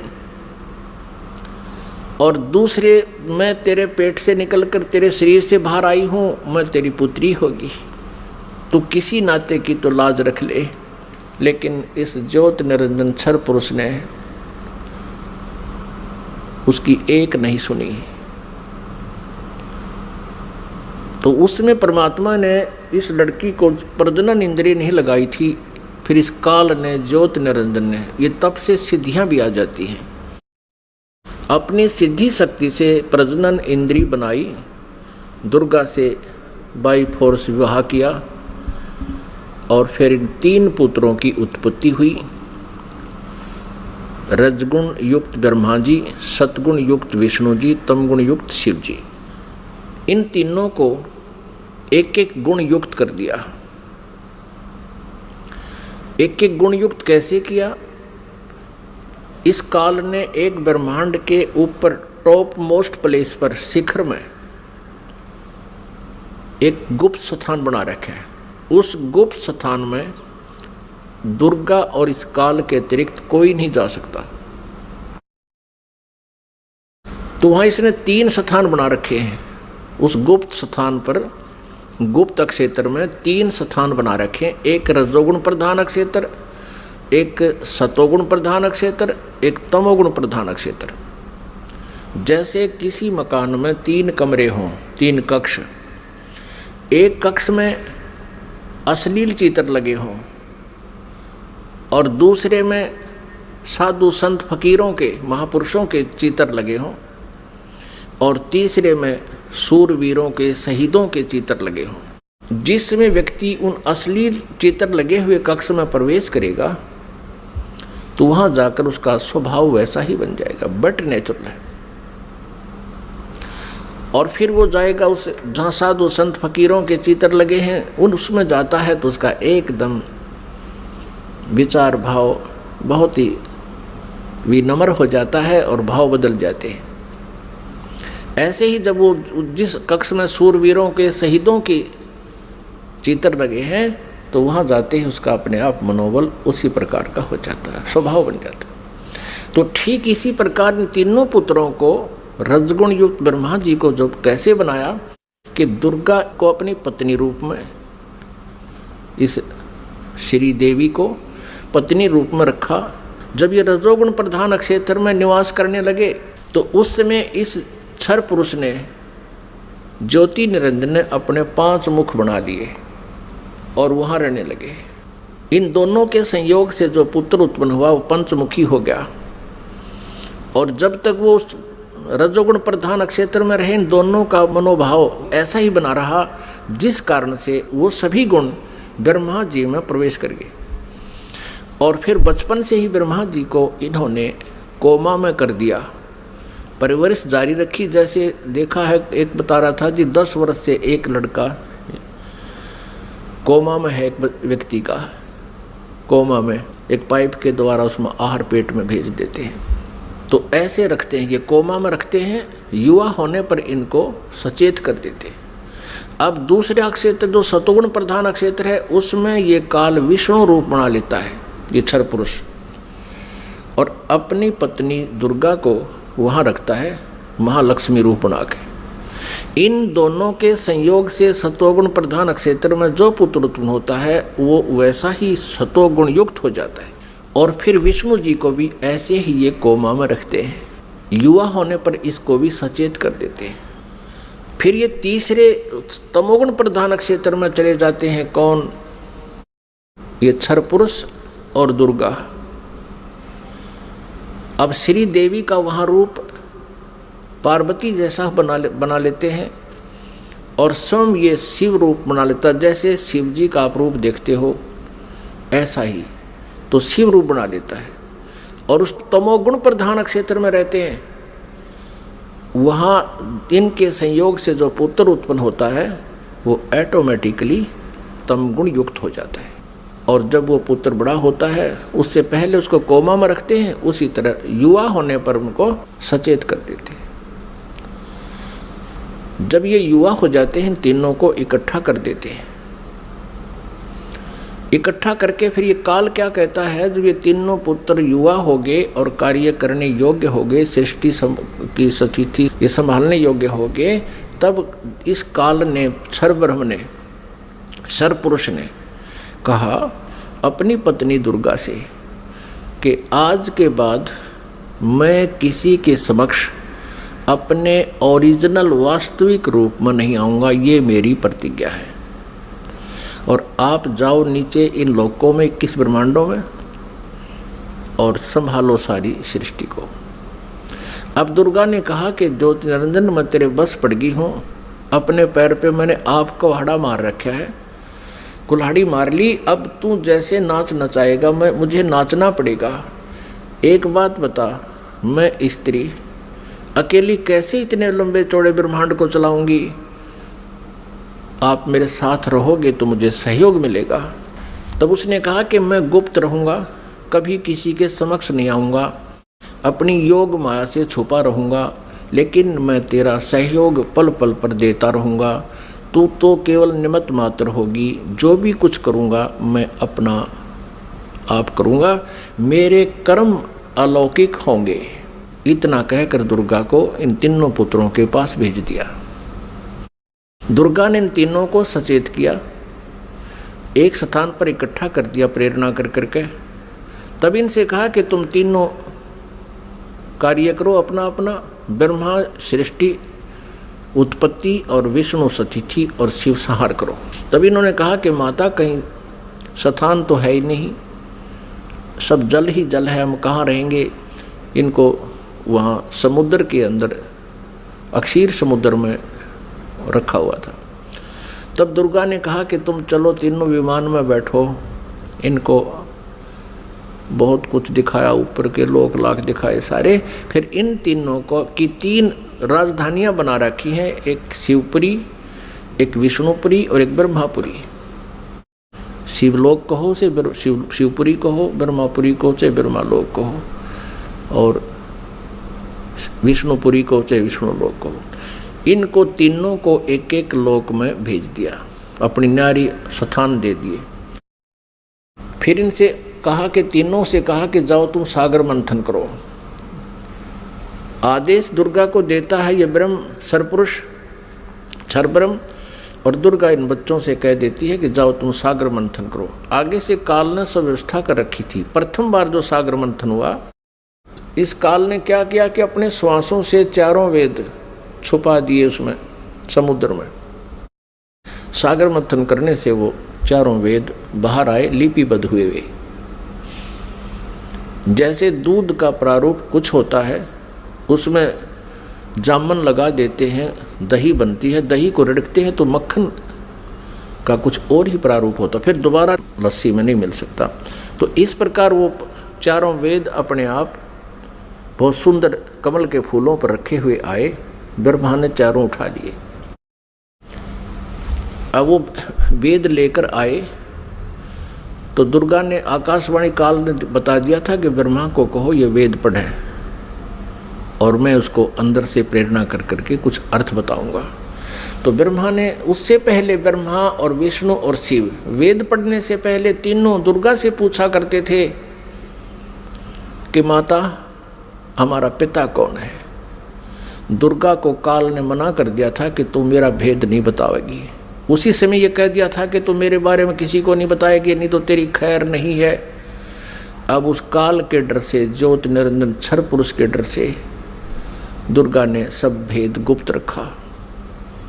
अपने पुत्रों को बताया, बेटा तुम्हारा कोई पिता नहीं, मैं ही तुम्हारी माता हूँ, मैं ही तुम्हारा पिता हूँ, मैं ही सारी सृष्टि की रचनहार हूँ। तो बच्चों ने मान लिया जैसे माँ बताती है। जब ब्रह्मा जी ने वेदों को पढ़ा, उसमें देखा कि सृष्टि रचनहार तो कोई और है। वो परम अक्षर ब्रह्म है। ब्रह्मा ने पूछा माता ये वेद कैसे मिले हमारे को? दुर्गा ने कहा ये भगवान ने दिए हैं भाई, ये गॉड गिवन है। अच्छा, तो फिर ब्रह्मा ने कहा माता वेदों में लिखा है कि परमात्मा साकार है, मनुष्य सदृश है, सह शरीर है, और आप कह रही हो कि तुम्हारा कोई पिता नहीं। वेदों में लिखा है कि वो उसी ने सब कुछ, सबकी रचना की है, सबका रचनहार है, कुल का मालिक है। तो अब वेद झूठे नहीं हो सकते क्योंकि गॉड गिवन बता रही आप। अब दुर्गा फंस गई, अपना आत्मा कितनी झूठ बोल ले, सच्चाई ऊपर आए बिना रहा नहीं करती। कहते हैं चोर चुरावे तुमड़ी गाड्डे पानी में, वह गाड्डे वह ऊपर आवे, में सच्चाई छनी नहीं। फिर दुर्गा ने कहा बेटा बात सुनो, वो निराकार है, वो किसी को दिखाई नहीं देगा, और क्यों व्यर्थ प्रयत्न करते हो, वो निराकार है। अब ब्रह्मा ने कहा माता अब आपकी बातों पर मुझे अविश्वास हो गया। पहले तो मैं आपकी प्रत्येक बात को सिरोधार्य करता था, सत्य मानता था, लेकिन आज आपकी बात में फर्क पड़ गया। अब मैं नहीं मानूंगा आपसे, मुझे परमात्मा चाहिए, क्योंकि ये आत्मा जब से उस परमेश्वर से बिछड़ी है तभी से उसका अभाव महसूस कर रही है, और उसी समय से खोज में लग गई। यहाँ हम आगे जहाँ हम उसको जिस विधि से खोजना चाहते हैं वो मिल नहीं सकता, क्योंकि चारों वेदों में केवल ब्रह्म तक के पाने की, इस क्षर पुरुष तक के पाने की विधि लिखी है। उस परम अक्षर ब्रह्म के पाने की विधि इसमें ऑप्शन छोड़ रखा है। यजुर्वेद अध्याय नंबर 40 के मंत्र नंबर 10 से लेकर 13 में स्पष्ट किया है। जो वेद ज्ञानदाता ब्रह्म कह रहा है कि उस परमेश्वर के बारे में कोई तत्वदर्शी संत बताओगे, उनसे पूछो। ये वेद भी यही कहते हैं। वेदों का सारांश गीता जी है। गीता जी अध्याय नंबर 4 के श्लोक नंबर 34 में भी यही कहा है। ये गीता ज्ञानदाता ये क्षर पुरुष है, श्री कृष्ण में प्रवेश करके बोलता है। वो भी यही कहता है कि उस परमात्म तत्व की जानकारी की तत्वदर्शी संतों से जाकर समझो, वो बताएंगे। तो वेदों में जो प्रमाण लिखा है, तो ब्रह्मा ने सोचा कि वेदों में लिखा है कि ओम का नाम है और ओम नाम से जाप करूंगा मैं। और हठ योग कैसे शुरू किया इसने? अब वेदों में हठ योग करना नहीं लिखा, जैसे तप करते हैं ये ऋषि महर्षि, ये नहीं लिखा कहीं पर भी। लेकिन वो तप कहाँ से ग्रहण किया? इस तप वाला जो हठ योग की साधना कहाँ से ग्रहण करी ब्रह्मा ने? ब्रह्मा जी जब उत्पन्न हुआ, श्री विष्णु जी के नाभि से कमल निकला और उसके ऊपर ये बैठे विराजमान पाया अपने आप को। काफ़ी समय तक उस डंठल को पकड़कर नीचे उतरा, ऊपर नीचे घूमा, कहीं और छोर नहीं मिला, तो वापस उस कमल के फूल पर आकर विराजमान हो गया। तब आकाशवाणी करी क्षर पुरुष ने, ज्योति निरंजन ने, कि तप करो तप करो। अब ब्रह्मा ने वो आकाशवाणी परमेश्वर की मानकर तप शुरू कर दिया। जब इसने 1000 वर्ष तक तप कर लिया, फिर आकाशवाणी हुई कि सृष्टि करो। अब तप से बैटरी चार्ज होगी। तो अब ब्रह्मा जी ने सोचा वेदों में जो लिखा है ये भी भगवान की वाणी, और जो मैंने सुना हुआ भी भगवान की वाणी। अब वेदों में जो ज्ञान है वो परमेश्वर परम अक्षर ब्रह्म का दिया हुआ है। 5 वेद दिए थे परमेश्वर ने इस क्षर पुरुष को, इसके अंतःकरण में फीड कर दिए थे। अब जैसे किसी अंतःकरण में फीड कर दिए तो समय रख दिया परमात्मा ने, उसके बाद वो अपने आप बाहर आने थे, वो बाहर 5 आगे।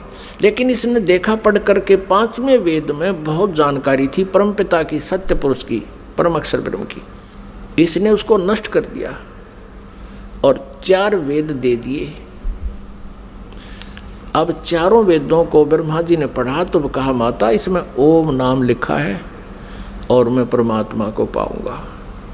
दुर्गा ने कहा कि यदि तेरा पिता तुझे नहीं मिला, तू कहाँ जा रहा है, तो तू क्या करेगा भाई अगर तेरे को तेरा पिता नहीं मिला? क्योंकि उसने प्रतिज्ञा कर रखी है तुम्हें दर्शन नहीं देगा।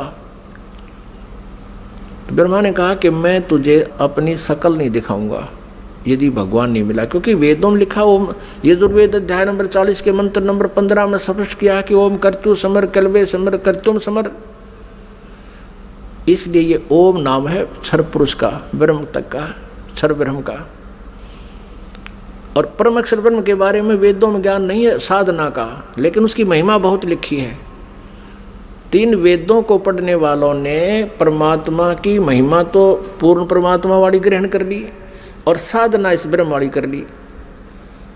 जानकारी परम अक्षर ब्रह्म की अधिक है, जिसको परम अक्षर ब्रह्म कहते हैं, सत्पुरुष भी कहते हैं। लेकिन उसके पाने का मेथड नहीं है, वे ऑफ वर्शिप नहीं है।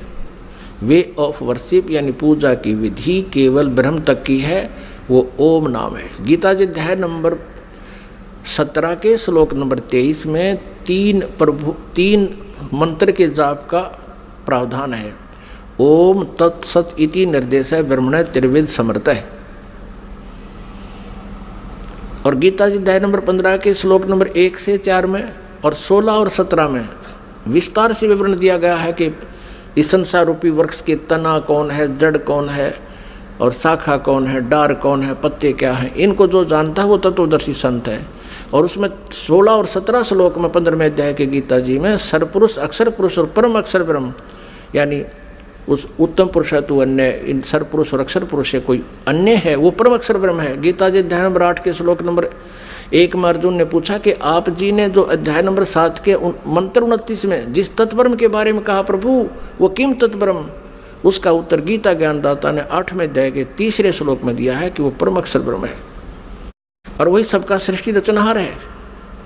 तीनों लोकों में प्रवेश करके सबका धारण पोषण करता है, 15वें अध्याय के 17वें श्लोक में स्पष्ट किया है।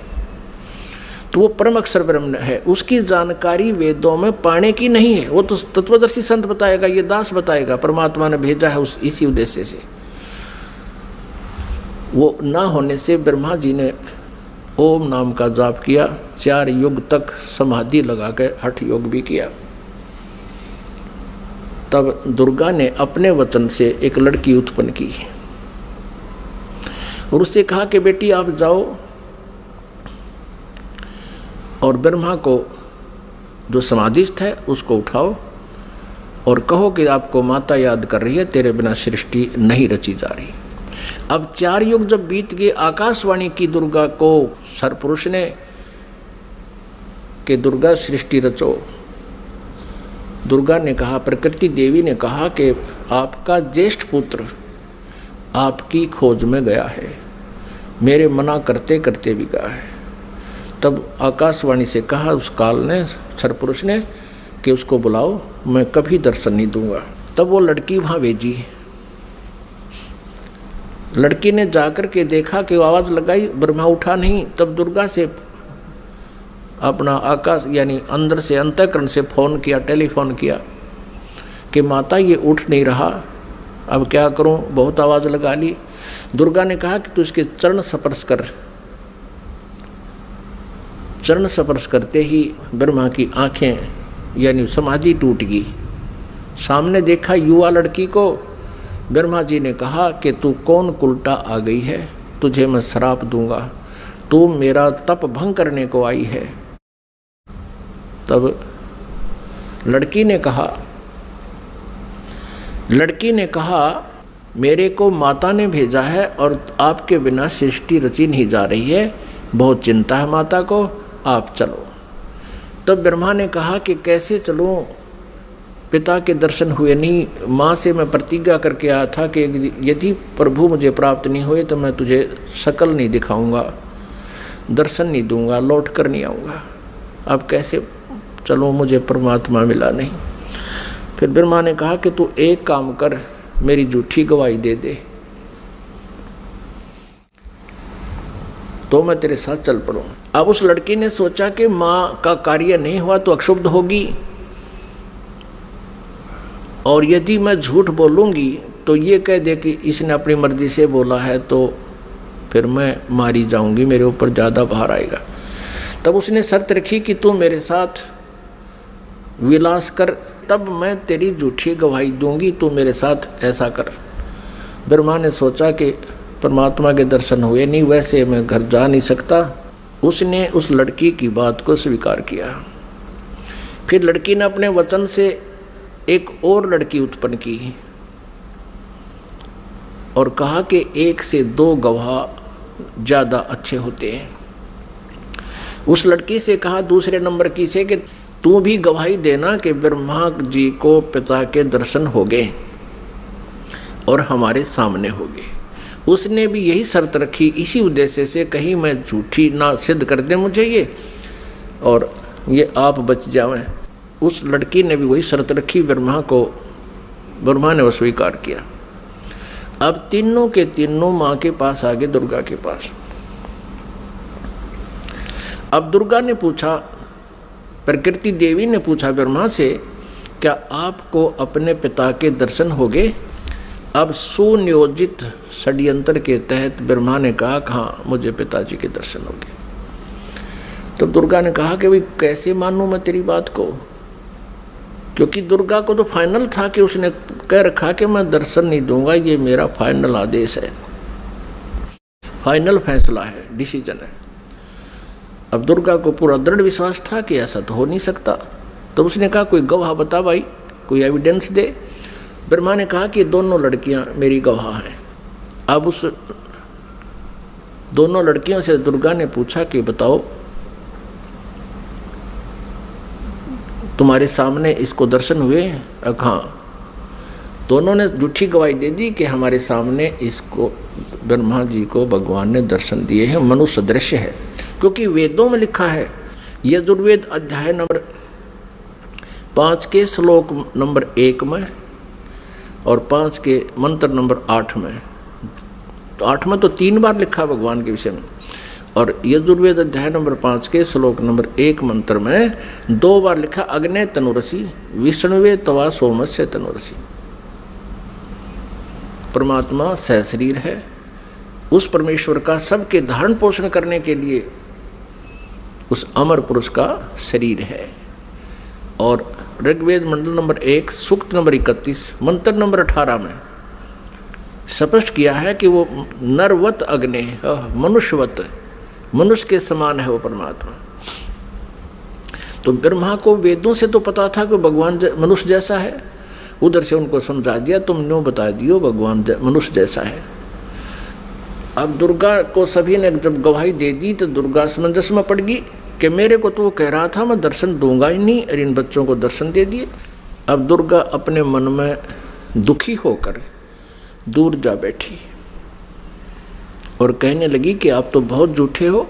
आकाशवाणी अपने इंटरनेट कनेक्शन कर लिया, ऐसे ही कर लेते हैं बातें जब जिनकी भक्ति से जो सिद्धियां प्राप्त हो जाती हैं, दूसरे से दूर देश में बैठकर भी बातें की जा सकती हैं। अब दुर्गा ने कहा कि आप झूठे हो, आप झूठ भी बोलते हो, संभालो अपने काम को, आप ही करो, मुझे कुछ कहते हो, बच्चों को कुछ कहा है। तब उस आकाशवाणी की उस काल ने, ब्रह्म ने, क्षरब्रह्म ने कि तीनों झूठ बोल रहे हैं, मैंने कोई दर्शन नहीं दिए। तब वो आई करड़ी होकर दुर्गा, जैसे जांच अधिकारी को जो पता लग जाता है कि सच्चाई क्या है, पहले तो विनम्रता से पूछता है वो थानेदार, और फिर सोटा ठा के खड़ा हो जाता है, सच्ची बता दो, झूठ बोलते हो तुमने उससे पता किया, मैंने उससे पता किया, वो ऐसे ऐसे कर रहा। तब वो कहने लगा कि मुझे आकाशवाणी हुई है परमात्मा की कि तुमने को कोई दर्शन नहीं हुए हैं। तब ब्रह्मा हंसने लग गया कि माता मैं प्रतिज्ञा करके गया था कि पिताजी के दर्शन नहीं हुए तो मैं आपको दर्शन नहीं दूंगा। पिता के दर्शन हुए नहीं थे, हम तीनों ने मिलकर झूठ बोल दिया वापस आने के लिए। तब दुर्गा ने हम तीनों को श्राप दे दिया। ब्रह्मा को श्राप दिया कि तेरी जग में पूजा नहीं होगी और तेरे जितने भी अनुयायी वंशज होंगे तेरे जैसे लपाड़ लफंडर झूठे होंगे, सच्चाई का पता नहीं होगा पर विद्वान कब आएंगे। तो ब्रह्मा जी के अनुयायी कौन है? ऋषि महर्षि, और उनको वेदों का बिल्कुल ज्ञान नहीं था और महर्षि की पदवी पा गए। अभी दिखाएंगे, घबराना ना, कोई पहली बार सुन रहा हो, पूरी डिटेल दिखाएंगे कि सतयुग के ब्राह्मण और गुरु ऋषियों को वेदों का ज्ञान कैसा था। उनको वेदों का ज्ञान ही नहीं था। अब ब्रह्मा जी को बड़ी चिंता हुई कि मेरे को श्राप दे दिया, मेरी पूजा नहीं होगी। ब्रह्मा मूर्छित हो गया, इस आघात ऐसी लगी उसको वचन की। फिर दुर्गा ने विष्णु जी से पूछा कि पुत्र तू भी अपने पिता की खोज कर ले कहीं फिर बाद में सृष्टि के दौरान तुम समाधि ला के बैठ जा और सृष्टि कर्म में बाधा पड़े। विष्णु जी चल पड़े पिता की खोज के लिए, शेष नाग के लोक में पहुंच गए। अपनात्माओं, प्रत्येक प्राणी ने अपनी जो डायरेक्शन कायम कर रखी है, सीमा कायम कर रखी है। जोटे ने भैंसे न अपनी कर रखी है, जब दूसरा भैंसा आ जाता लड़ मरा उसके साथ। कुत्ते ने अपनी सीमा बांट रखी है। ऐसे ही जो ही शेष नाग के लोक में विष्णु जी ने प्रवेश किया तो शेष नाग ने सोचा कि तेरे लोक में, तेरी जुरिडिक्शन में ये कैसे आ रहा है निर्भय होकर के, इसको किसी का खौफ नहीं, मैं यहाँ का सम्राट हूँ। अब जो ही विष्णु जी निकट आए तो उसने 1000 फन ऐसे फैला लिए शेष नाग ने, और 1000 फनों से विष का फुहारा छोड़ दिया। जैसे धुंध हो जाती है, ऐसे विष्णु जी के चारों तरफ उस विष के फुहारे की धुंध होगी। और श्री विष्णु जी के शरीर पर, पूरे शरीर पर ऐसा पेंट हो गया काला, उस विष से काला शरीर हो गया। अब विष्णु जी ने देखा कि इस नाग ने ये क्या कर दिया, मैंने इसको कुछ कहा नहीं, आगंतुक के साथ ये ऐसा दुर्व्यवहार करता है, मैंने इसको कुछ कहा नहीं, कोई इसको हानि पहुंचाई नहीं, मैं तो अपना कोई किसी खोज में आया था और इसका इतना दिमाग खराब है। अब विष्णु जी ने सोचा कि ला इसको ख़त्म कर देता हूँ, इस नाग कीड़े को।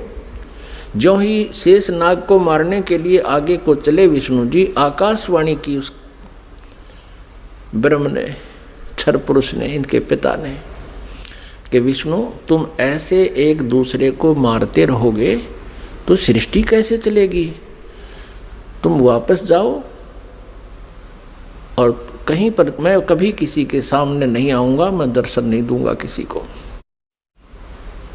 मेरी उपलब्धि कोई नहीं कर सकता। और जाके अपनी माता को सच सच बता दे कि मुझे दर्शन नहीं हुए।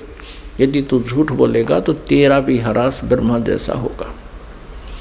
और इस शेष नाग ने जो तेरे साथ अभद्र व्यवहार किया है, इसका ऑयल, इसका टिट फॉर टैट, यानी इसका बदला तू द्वापर युग में श्री कृष्ण रूप में जाएगा, तब तू इसका बदला लेना, और अब इसको कुछ मत कहे।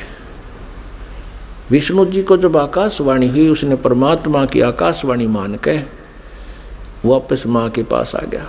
दुर्गा ने पूछा, बेटा तूने अपने पिता के दर्शन हुए? विष्णु जी ने कहा कि नहीं माता, मुझे कोई दर्शन नहीं हुए। और माता ने पूछा, फिर तेरा हाल ऐसा कैसा हो गया कि ऐसे ऐसे शेष नाग के लोक में चला गया, उसने मेरे साथ ऐसा किया। और आकाशवाणी में कहा है कि इसको अब मत मार, द्वापर युग में जब तू श्री कृष्ण रूप में जाएगा तब तुझे इसका बदला दिलाऊंगा। अब दुर्गा ने विष्णु जी को सीने से लगा लिया कि बेटा तेरे को सतिथि का विभाग दिया जाएगा और तेरी पूजा जग में होगी और तू बहुत सच्चा व्यक्ति है। अब तीसरे शिव जी के पास दुर्गा गई, अपने पुत्र के पास, और कहा, बेटा तेरे 2 भाइयों को तो पिता के दर्शन हुए नहीं, उन्होंने खूब ट्राई कर ली, अब आप भी खोज कर लो अपने पिता की, कहीं फिर बाद में सृष्टि कर्म शुरू हो जाए, उसके बाद तुम जाओ कितना संन्यास धारण करो, अभी जाके खोज कर ले। भगवान शिव जी ने, शंकर ने समझदारी की, कहा माता जब मेरे 2 बड़े भाइयों को पिता के दर्शन नहीं हुए, ब्रह्मा जी ने तो 4 युग समाधि भी लगाई और विष्णु जी ने वैसे घूम घाम कर ढूंढना चाहा, तो मैं तो ट्राई ये नहीं करता माता, पर मुझे एक वरदान दे दो। दुर्गा से शिवजी ने कहा, तमोगुण शिव ने कहा कि मुझे एक वर दे दो माता कि मेरी मृत्यु कभी ना हो, मैं अमर हो जाऊं। अब दुर्गा ने कहा कि बेटा, श्री देवी ने कहा कि पुत्र यहाँ ऐसा नहीं हो सकता, जिसका जन्म है उसकी मृत्यु होगी ही होगी, ये मेरे बस से बाहर की बात है, लेकिन मैं तुझे एक विधि बताती हूँ जिससे तेरी आयु सबसे अधिक हो जाएगी। तो भगवान शिव ने कहा कि माता वही कृपा कर दो। तो दुर्गा ने कहा कि बेटा इस आयु के बढ़ाने का एक विधि है, तरीका है कि प्राणायाम करके श्वास को सूक्ष्म कर ले, एक स्थान पर बैठा रहे और सूक्ष्म श्वास कम से कम लेने से आयु बढ़ जाती है, क्योंकि आयु श्वासों पर आधारित है। तो भगवान शंकर ने यही सिरोधार्य किया, जैसे आप किया गया। आप देखते हो ज़्यादातर भगवान शिव जी समाधिस्थ रहते हैं, इनकी आयु भी सबसे लंबी है। 7 ब्रह्मा की मृत्यु के उपरांत एक विष्णु जी की मृत्यु होगी, 7 विष्णु जी की मृत्यु के उपरांत एक शिव जी की मृत्यु होगी, तमोगुण शिव की। इसकी इतनी लंबी आयु है। और एक ब्रह्मा जी की आयु कितनी है? ब्रह्मा जी का एक दिन, रजगुण ब्रह्मा जी का एक दिन 1000 चतुर्युग का होता है। और इतनी ही रात्रि, एक चतुर्युग में कितने वर्ष हैं हमारे मनुष्यों के? 43,20,000 वर्ष एक चतुर्युग में। ऐसे ऐसे 1000 चतुर्युग का ब्रह्मा जी का दिन और इतनी ही रात्रि। 30 दिन रात का महीना, 12 महीने का एक वर्ष और 100 वर्ष की ब्रह्मा जी की आयु।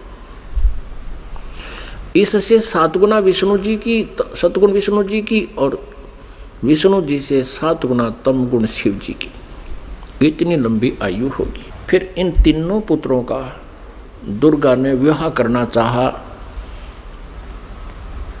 आकाशवाणी की उस काल ब्रह्म ने, सरपुरुष ने दुर्गा जी से कि दुर्गा तो इन तीनों बच्चों को पुनः सागर मंथर पर भेज दे और वहाँ इनका विवाह करने के लिए तू ही 3 रूप बना करके 3 लड़कियों के रूप से निकलना।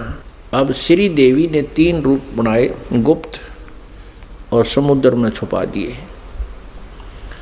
उधर से तीनों पुत्रों से कहा कि जाओ बेटा तुम सागर मंथन करो। उधर से ये काल सब व्यवस्था कर देता है।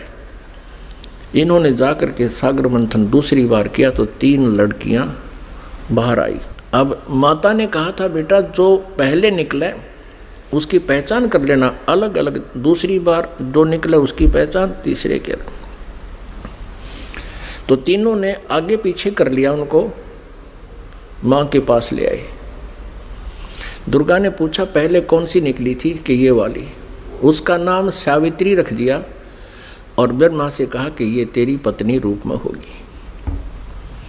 दूसरी को कहा तेरा नाम लक्ष्मी होगा और विष्णु जी से उसका विवाह कर दिया। और तीसरी से कहा कि तेरा नाम उमा होगा और उसका विवाह शिव जी से कर दिया। अब यहाँ से इस एक ब्रह्मांड में काल सृष्टि प्रारंभ हुई। इस क्षर पुरुष का परिवार प्रारंभ हुआ। इससे सुर और असुर उत्पन्न हुए। और पुण्यात्माओं, जो पुराणों में हम सागर मंथन सुनते हैं कि 14 रत्न निकले, भगवान शिव ने विष को ग्रहण किया, वो तो बहुत बाद की बातें हैं। तो पहले ये इस प्रकार सागर मंथन हुए थे। वो इन वेदों में, इन पुराणों में नहीं है, वो सूक्ष्म वेद में है, 5वें वेद में।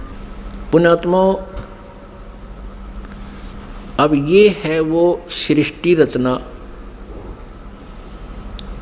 जो 5वें वेद में है, सूक्ष्म वेद में है। अब 5वें वेद का हमें पता नहीं था। आदि शंकराचार्य जी ने अपने द्वारा रची पुस्तक में उस सूक्ष्म वेद का, 5वें वेद का वर्णन किया है। और उन्होंने अपने द्वारा रची उस पुस्तक में उसको मेंशन किया है, समय आने पर दिखाएंगे। अब परमेश्वर कबीर देव जी ने 600 वर्ष पहले सन 1398 में वो सशरीर आए थे। सतलोक से चलकर एक शिशु का रूप धारण किया था। काशी शहर में बने एक लहर तारा नामक तालाब पर कमल के फूल पर विराजमान हुए थे प्रभु। और ये 5वां वेद प्रदान करने के लिए आते हैं अपने मुखारविंद से। और उनको एक निसंतान जुल्हा दंपति उठा ले गए थे। जुलाहे के घर प्रभु परवेश की लीला करते हुए बड़े हुए, वही कार्य करके दिखाया जनता को, क्योंकि ऐसी परमात्मा लीला किया करते हैं। वेदों में ऐसा ही लिखा है कि वो परमात्मा आता है प्रत्येक युग में, और ऐसे मनुष्य जैसी एक जीवन मनुष्य जैसे कर्म करके ये लीला करता हुआ अपना निर्वाह करके दिखाता है। ऋग्वेद मंडल नंबर 1 सूक्त नंबर 31 मंत्र नंबर 17 में। तो फिर परमात्मा ने वो वाणी आज से 600 वर्ष पहले अपने मुख कमल से गीता जी अध्याय नंबर 4 के श्लोक नंबर 32 में जिसके विषय में कहा है कि धार्मिक यज्ञों यानी अनुष्ठानों की अत्यधिक जानकारी विस्तार के साथ सत्य जानकारी सही जानकारी ब्रह्मणे मुखे, ब्रह्मणे माने सच्चिदानंद घन ब्रह्म, मुखे माने उसके मुखारविंद से उच्चारित वाणी में बिल्कुल विस्तार से कही गई है। वो तत्व ज्ञान है। उसको जानने के बाद फिर सभी कर्म समाप्त हो जाएंगे, यानी डले डोने बंद हो जाएंगे, गलत साधना आप नहीं करोगे। परमेश्वर कबीर देव जी उस समय कहा करते थे इन नकली गुरु आचार्यों से, मंडलेश्वरों से, कि तुम जनता को गुमराह कर रहे हो, तुम कह रहे हो कि ब्रह्मा विष्णु महेश के कोई माता पिता नहीं। परमात्मा कहा करते इनके माता पिता हैं, ये जन्मते मरते हैं, इनकी मृत्यु होती है, जन्म होता है, ये अविनाशी नहीं है, ये कंप्लीट गॉड नहीं है। तो इस बात का बहुत विरोध हुआ था परमेश्वर का। उन झूठे आचार्यों ने, उन नकली गुरुओं ने कबीर परमेश्वर के बारे में बहुत गलत धारणाएं पैदा कर दी कि ये झूठा है, अशिक्षित है, इसने वेदों गीता को पढ़ा नहीं, पुराणों को पढ़ा नहीं, क्योंकि ये संस्कृत नहीं जानता। अशिक्षित व्यक्ति है, ये क्या जाने वेदों और गीता और पुराणों के बारे में, ये झूठ बोल रहा है, इसकी मत मानना मत सुनना। उस समय तो हम धोखा खा गए जनता वाले, क्योंकि हमारे आचार्य जो हैं, जो गुरु लोग थे, ब्राह्मण ऋषि थे, वो संस्कृत भाषा जानते थे।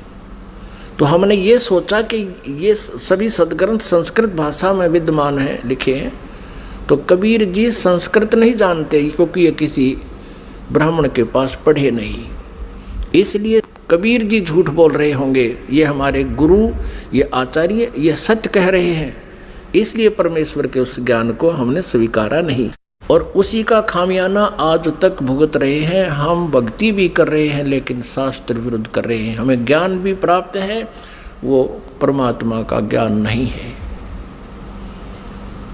आज से 600 वर्ष पहले परमात्मा ने अपने सच्चिदानंद घन ब्रह्म की वाणी में क्या बोला था, क्या बताया था। जैसे ऋग्वेद मंडल नंबर 9 सूक्त नंबर 86 मंत्र 26 और 27 में, ऋग्वेद मंडल नंबर 9 सूक्त नंबर 82 मंत्र 1, 2, 3 में, ऋग्वेद मंडल नंबर 9 सूक्त नंबर 20 मंत्र 1 में, ऋग्वेद मंडल नंबर 9 सूक्त नंबर 96 के मंत्र नंबर 16 से 21 तक, उसमें कहा कि परमात्मा सतलोक से चलकर आता है। ऋग्वेद मंडल नंबर 9 सूक्त नंबर 1 मंत्र नंबर 8 और 9 में स्पष्ट किया है परमात्मा कि वह शिशु रूप धारण करता है, और जब वो शिशु रूप में आता है परमात्मा, तो उसकी परवरिश की लीला कंवारी गायों से होती है, और वो परमात्मा तत्व ज्ञान, यथार्थ ज्ञान को बताने के लिए अपनी प्यारी आत्माओं को मिलता है, श्रेष्ठ वर्णीय आत्माओं को, श्रेष्ठ आत्माओं को मिलता है, उनको फिर तत्व ज्ञान से परिपूर्ण करता है। उसी आधार से परमात्मा जो लीला किया ही करते हैं, उसी तरह करते हुए आदरणीय धर्मदास साहिब जी को मिले। अच्छी आत्माओं में से किन किन अच्छी आत्माओं को मिले? आदरणीय धर्मदास साहिब जी को मिले, आदरणीय मलुकदास साहिब जी को मिले, आदरणीय दादूदास साहिब जी को मिले, आदरणीय नानक साहिब जी को मिले, आदरणीय गरीबदास साहिब जी गांव छुडानी जिला झज्जर हरियाणा वाले को मिले, आदरणीय घीसा साहिब जी गांव खेखड़ा जिला मेरठ उत्तर प्रदेश वाले को मिले। तो वो परमात्मा के गुणों में लिखा है कि वो ऐसा करते हैं, वेद भी गवाही दे रहे हैं। उसी आधार से परमात्मा धर्मदास साहिब जी को मिले थे, जो बांधवगढ़ के रहने वाले थे, मथुरा में गए हुए थे भगवान की खोज में। वहाँ परमात्मा ने कहा था इन तीर्थों पर भगवान नहीं है, भगवान आपके सदग्रंथों में लिखी हुई विधि से प्राप्त होगा। और धर्मदास जी आप यहाँ कह रहे हो कि भगवान यहाँ घूमा करते थे श्री कृष्ण जी, फिर अब तो नहीं है वो, या तो घूमा करते थे उस समय आते तुम, अब वो है ही नहीं, अब क्या ढूंढने आते हो? आपके सदग्रंथों में लिखे हैं, उन सदग्रंथों से ढूंढो। क्या बताया भगवान ने? धर्मदास ये जग बोरा न, कोई न जाने पद निर्वाण, यही कारण मैं कथा पसारा, जग से कहिए वो राम नियारा। परमेश्वर कबीर देव जी ने ये सृष्टि रचना धर्मदास जी को सुनाई थी, आदरणीय धर्मदास साहब जी को। परम पूज्य परमेश्वर कबीर जी ने जो कथा दास ने आपको सुनाई, यही कथा आदरणीय धर्मदास साहब जी को सुना रखी थी, उसमें से दास ने आपको सुनाया। अब ये उनकी सच्चिदानंद घन ब्रह्म की वाणी में लिपिबद्ध है, कबीर सागर में लिखा है, उससे पढ़कर सुना रहा हूँ आपको। वो कबीर वाणी कहलाती है, सच्चिदानंद घन ब्रह्म की वाणी कहलाती है, जिसके विषय में गीता जी अध्याय नंबर 4 के श्लोक नंबर 32 में कहा है कि वो सच्चिदानंद घन ब्रह्म की मुखारविंद से उतरित उस अमर वाणी में, कबीर वाणी में लिखा है। धर्मदास ये जग बोरा न, कोई न जान पद निर्वाण, यही कारण मैं कथा पसारा, जग से कहिए वो राम निहारा। यही ज्ञान जग जीव सुनावो, सब जीवों का भ्रम नसाओ, अब मैं तुमसे कहूँ चेताई, त्रिदेवन की उत्पत्ति भाई। इन तीनों देवताओं की उत्पत्ति मैं तुम्हें बताता हूँ, परमेश्वर कहते हैं कबीर जी। परम पूज्य कबीर परमेश्वर जी क्या बता रहे हैं कि अब मैं तुझे तुम्हारे तीनों देवताओं की उत्पत्ति बताता हूँ। पुण्यात्माओं, 600 वर्ष पहले परमात्मा ने ये ज्ञान अपनी सच्चिदानंद घन ब्रह्म की वाणी में लिखा, बोला, वो लिखा गया। और यही अब आपको रूबरू कराएंगे पुराणों में और वेदों में, गीता जी में। आप दांतों तले उंगली दबाओगे कि सचमुच हे भगवान ने हमारे को कैसा मूर्ख बना रखा था इन नकली आचार्यों ने, गुरुओं ने। हमें हमारे सिलेबस से भी परिचित नहीं कराया इन अध्यात्मिक गुरुओं ने। हमारा सिलेबस है, हमारे सदग्रंथ है, इनके विरुद्ध जो ज्ञान सुना जाता है वो शास्त्र सिलेबस के विरुद्ध है, शास्त्र विरुद्ध है। अब मैं तुमसे कहूँ चिताई, त्रिदेवन की उत्पत्ति भाई, कुछ संक्षेप कहूँ गौराई, सब संशय तुमरे मिट जाई। कहते थोड़े से समय में संक्षेप में बताऊंगा, उससे में सारे संशय दूर हो जाएंगे। ज्ञानी सुने सो हृदय लगाई, मूर्ख सुने तो गम ना पाई। इस ज्ञान को जो बुद्धिमान व्यक्ति सुनेंगे, इस कथा को, तो हृदय से लगाएंगे कि सचमुच सही है। और प्रमाण देखेंगे अपने सदग्रंथों में, पुराणों में और वेदों और गीता जी में। बुद्धिमान तो हृदय से लगाएगा कि सचमुच यही बात है, हमें पता नहीं लगा। और मूर्ख सुने तो गम नहीं पाई, माने वो नहीं समझ सकेगा, वो तो अनाड़ी आदमी है। प्रमाण देखकर भी नहीं मानना, तो अनाड़ी व्यक्ति है। ज्ञानी सुने सो हृदय लगाई, मूर्ख सुने तो गम ना पाई। अब मैं तो बताने जा रहा हूं उसके बारे में, समझदार तो समझेंगे क्या। माँ अष्टंगी पिता निरंजन, ये जमदारुण वंशन अंजन। ब्रह्मा श्री विष्णु श्री शिव जी के माता तो अष्टंगी या दुर्गा है, और पिता ये ज्योत निरंजन क्षर पुरुष क्षर ब्रह्म ये काल है। माँ अष्टंगी पिता निरंजन, ये जमदारुण वंशन अंजन। पहले कीन निरंजन राई, पीछे से माया उपजाई। पहले तो कहते हैं ज्योत निरंजन क्षर ब्रह्म का अंडे से जन्म हुआ, उत्पत्ति हुई परमात्मा से ही, और पीछे से दुर्गा की उत्पत्ति की परमेश्वर ने ही, परम अक्षर ब्रह्म ने, सतपुरुष कबीर साहब ने। तो फिर क्या बताते हैं, पहले कीन निरंजन राई, पीछे से माया उपजाई। माया दुर्गा को कहते हैं।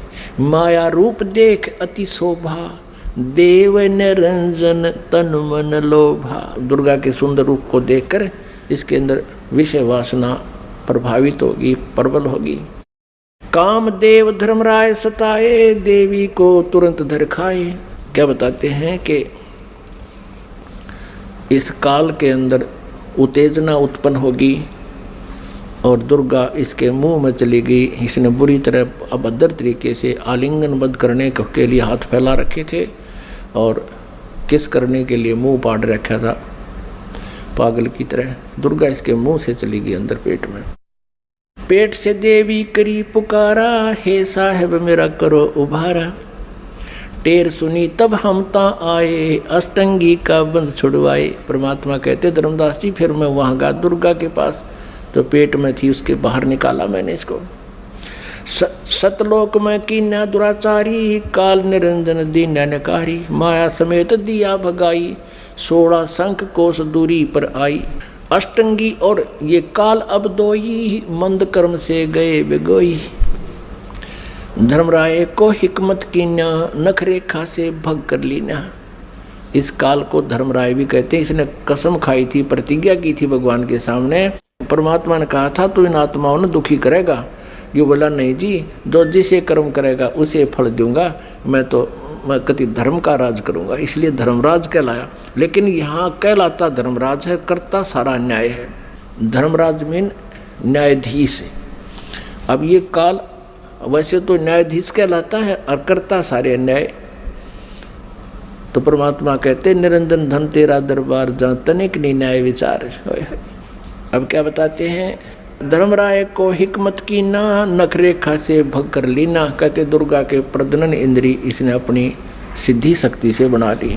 ज्योत निरंजन किन्ने भोग बिलासा, माया को रही तब आशा। दुर्गा प्रेग्नेंट होगी। 3 पुत्र अष्टंगी जाए, ब्रह्मा विष्णु शिव नाम धराए। ओए होए, ये परमात्मा परमेश्वर ने स्वयं आकर के ये सारा अपने द्वारा रची हुई सृष्टि का सारा ज्ञान बताया, विधान दिया 600 वर्ष पहले।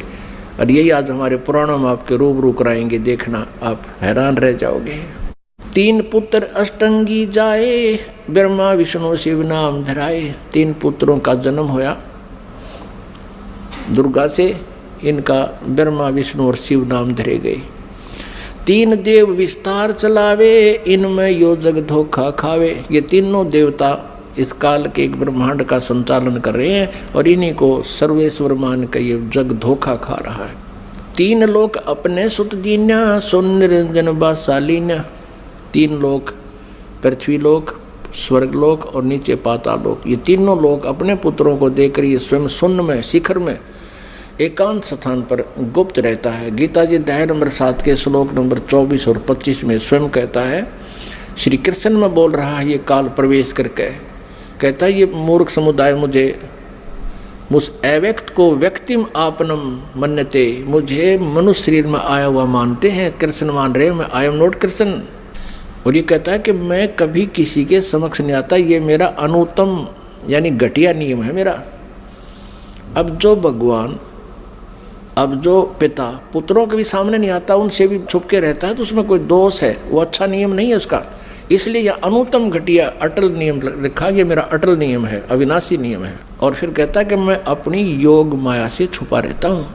इसे सीधे कहीं पर आकार में है, अव्यक्त है। अव्यक्त का अर्थ निराकार नहीं होता। जैसे बादल छा जाते हैं सूर्य के सामने तो वो हमें दिखाई नहीं देता, उसका कुछ रोशनी अवश्य थोड़ी बहुत महसूस सी होती है फिर भी, लेकिन वो हमें दिखाई नहीं देता। वो बादलों से पार अव्यक्त है, वहाँ पर साकार है। जब दिखाई देते ही वो बादल हटते ही वो साकार है।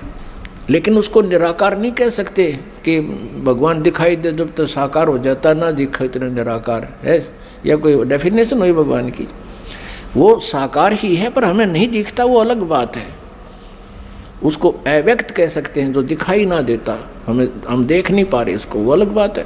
लेकिन परमात्मा साकार है। निराकार और साकार की परिभाषा अलग अलग होती है। निराकार जो कभी ना दिखाई दे, जिसका कोई आकार नहीं है, और साकार जो सह शरीर है, उसका कोई आकार है, उसको साकार कहते हैं। जिन अज्ञानियों को ज्ञान नहीं, उन्होंने परमात्मा की परिभाषा बदल डाली अपने अज्ञान सोच के आधार पर, तो वो तत्व ज्ञानहीन प्राणी है। ये खुद भी कहता मैं छुपा रहता हूँ, कभी किसी के सामने नहीं आता। यही परमेश्वर की सच्चिदानंद घन ब्रह्म की वाणी बता रही है, कबीर वाणी, कि ये ज्योत निरंजन सुन ठिकाना, यानी ऊपर 21वें ब्रह्मांड के ऊपरले स्थान पर रहता है। और ब्रह्मा विष्णु शिव भेद न जाने, ब्रह्मा विष्णु महेश को भी नहीं पता वो कहाँ है, कौन है, कैसा है। तीन लोक अपने सुत दीना, सोन निरंजन बासालीना।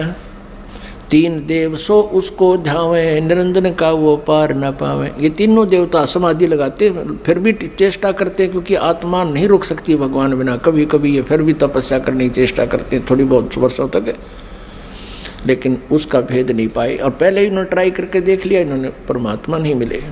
इसलिए दुर्गा ने उन्हें बता दिया कि वो निराकार है, तो इन्होंने स्वीकार कर लिया कि वो निराकार है। और इन्होंने भी ट्राई करके देख लिया, नहीं मिला, तो सब ने उसकी डेफिनेशन बदल ली अपनी सोच के आधार से कि परमात्मा निराकार है। क्यों दिखाई नहीं दे रहा उनको? उनकी वे ऑफ वर्शिप परमात्मा देखने वाली नहीं थी। वेदों में जो वर्णन है परमात्मा का, ओम नाम और आदि जो साधन है, ये परमात्मा को पाने के नहीं है। क्योंकि गीता जी अध्याय नंबर 11 के श्लोक नंबर 47 और 48 में ये श्रीमद् भगवद गीता जी का ज्ञान ये काल ही दे रहा है श्री कृष्ण में प्रवेश करके। और ये कहता है कि अर्जुन वास्तविक रूप मेरा ये है, विराट रूप दिखाया, और मेरे दर्शन, मेरी प्राप्ति, मेरा ये रूप है, और इस रूप में मैं कभी किसी को दर्शन नहीं देता, इसने प्रतिज्ञा कर रखी है। और ये कहता है कि अर्जुन तेरे से पहले मेरे इस रूप को जो तूने आज देखा, पहले किसी ने नहीं देखा इस विराट रूप को। अब श्री कृष्ण गीता जी बोल रहे होते तो ये नहीं कहते कि मेरा ये विराट रूप, असली रूप ये है, ये काल रूप है, इसको किसी ने पहले नहीं देखा। क्योंकि श्री कृष्ण जी तो कौरवों की सभा में पहले अपना विराट रूप दिखा चुके थे, तो ये शब्द नहीं कहते जो श्रीमद् भगवद गीता अध्याय नंबर 11 के श्लोक 47 में कहा और 48 में कहा कि इस मेरी प्राप्ति यानी मेरे रूप के दर्शन यानी भगवान प्राप्ति, ब्रह्म प्राप्ति, ब्रह्म का ये रूप है, ये काल है। कहता ना वेदों वर्णित विधि से, ना किसी जप से, ना तप से, ना किसी क्रिया से कोई भी प्राप्ति नहीं कर सकता। इससे सिद्ध है कि गीता जी अध्याय नंबर 8 नंबर 13 में कहा कि ओम इति एक अक्षरम ब्रह्म व्यवहारण माम अनुसमरण। मुझ ब्रह्म का केवल ओम एक अक्षर है, इसका उच्चारण करके स्मरण करता हुआ यह प्रयाति तजन देहम, दो शरीर छोड़कर जाते समय तक स्मरण करता रहता है, तो मेरे से प्राप्त लाभ को, परम गति को प्राप्त होता है। ओम नाम से जितनी गति होनी है उसको प्राप्त करता है। तो यहाँ ये कह रहा है कि मेरी प्राप्ति ना वेदों वर्णित विधि से, ना तप से, ना जप से, ना किसी क्रिया से नहीं हो सकती। 11वें अध्याय के 47-48। तो इससे सिद्ध हो गया कि उस ज्योत निरंजन का किसी ने दर्शन नहीं हुए और उसको कह दिया कि वो निराकार है। कहते खोजत खोजत था किया, अंत कहा बेचून, ढूंढते ढूंढते थक गया, कह दिया भगवान निराकार है। जबकि वो साकार है। वेद साकार बताओ, पुराण साकार बतावे, कुरान साकार बतावे और बाइबल साकार बतावे, और किसी भी धर्म के किसी भी भगत से पूछ लीजिए, सभी कहें भगवान निराकार है। अब आगे वाले समय में आपको पूरी डिटेल दिखाएंगे, प्रत्येक शास्त्र में प्रमाण देंगे। इस परमात्मा के द्वारा बताई गई सृष्टि रचना प्रमाणित करेंगे अपने ही सदग्रंथों में, तब आपका विश्वास होगा। बोलो सतगुरुदेव की।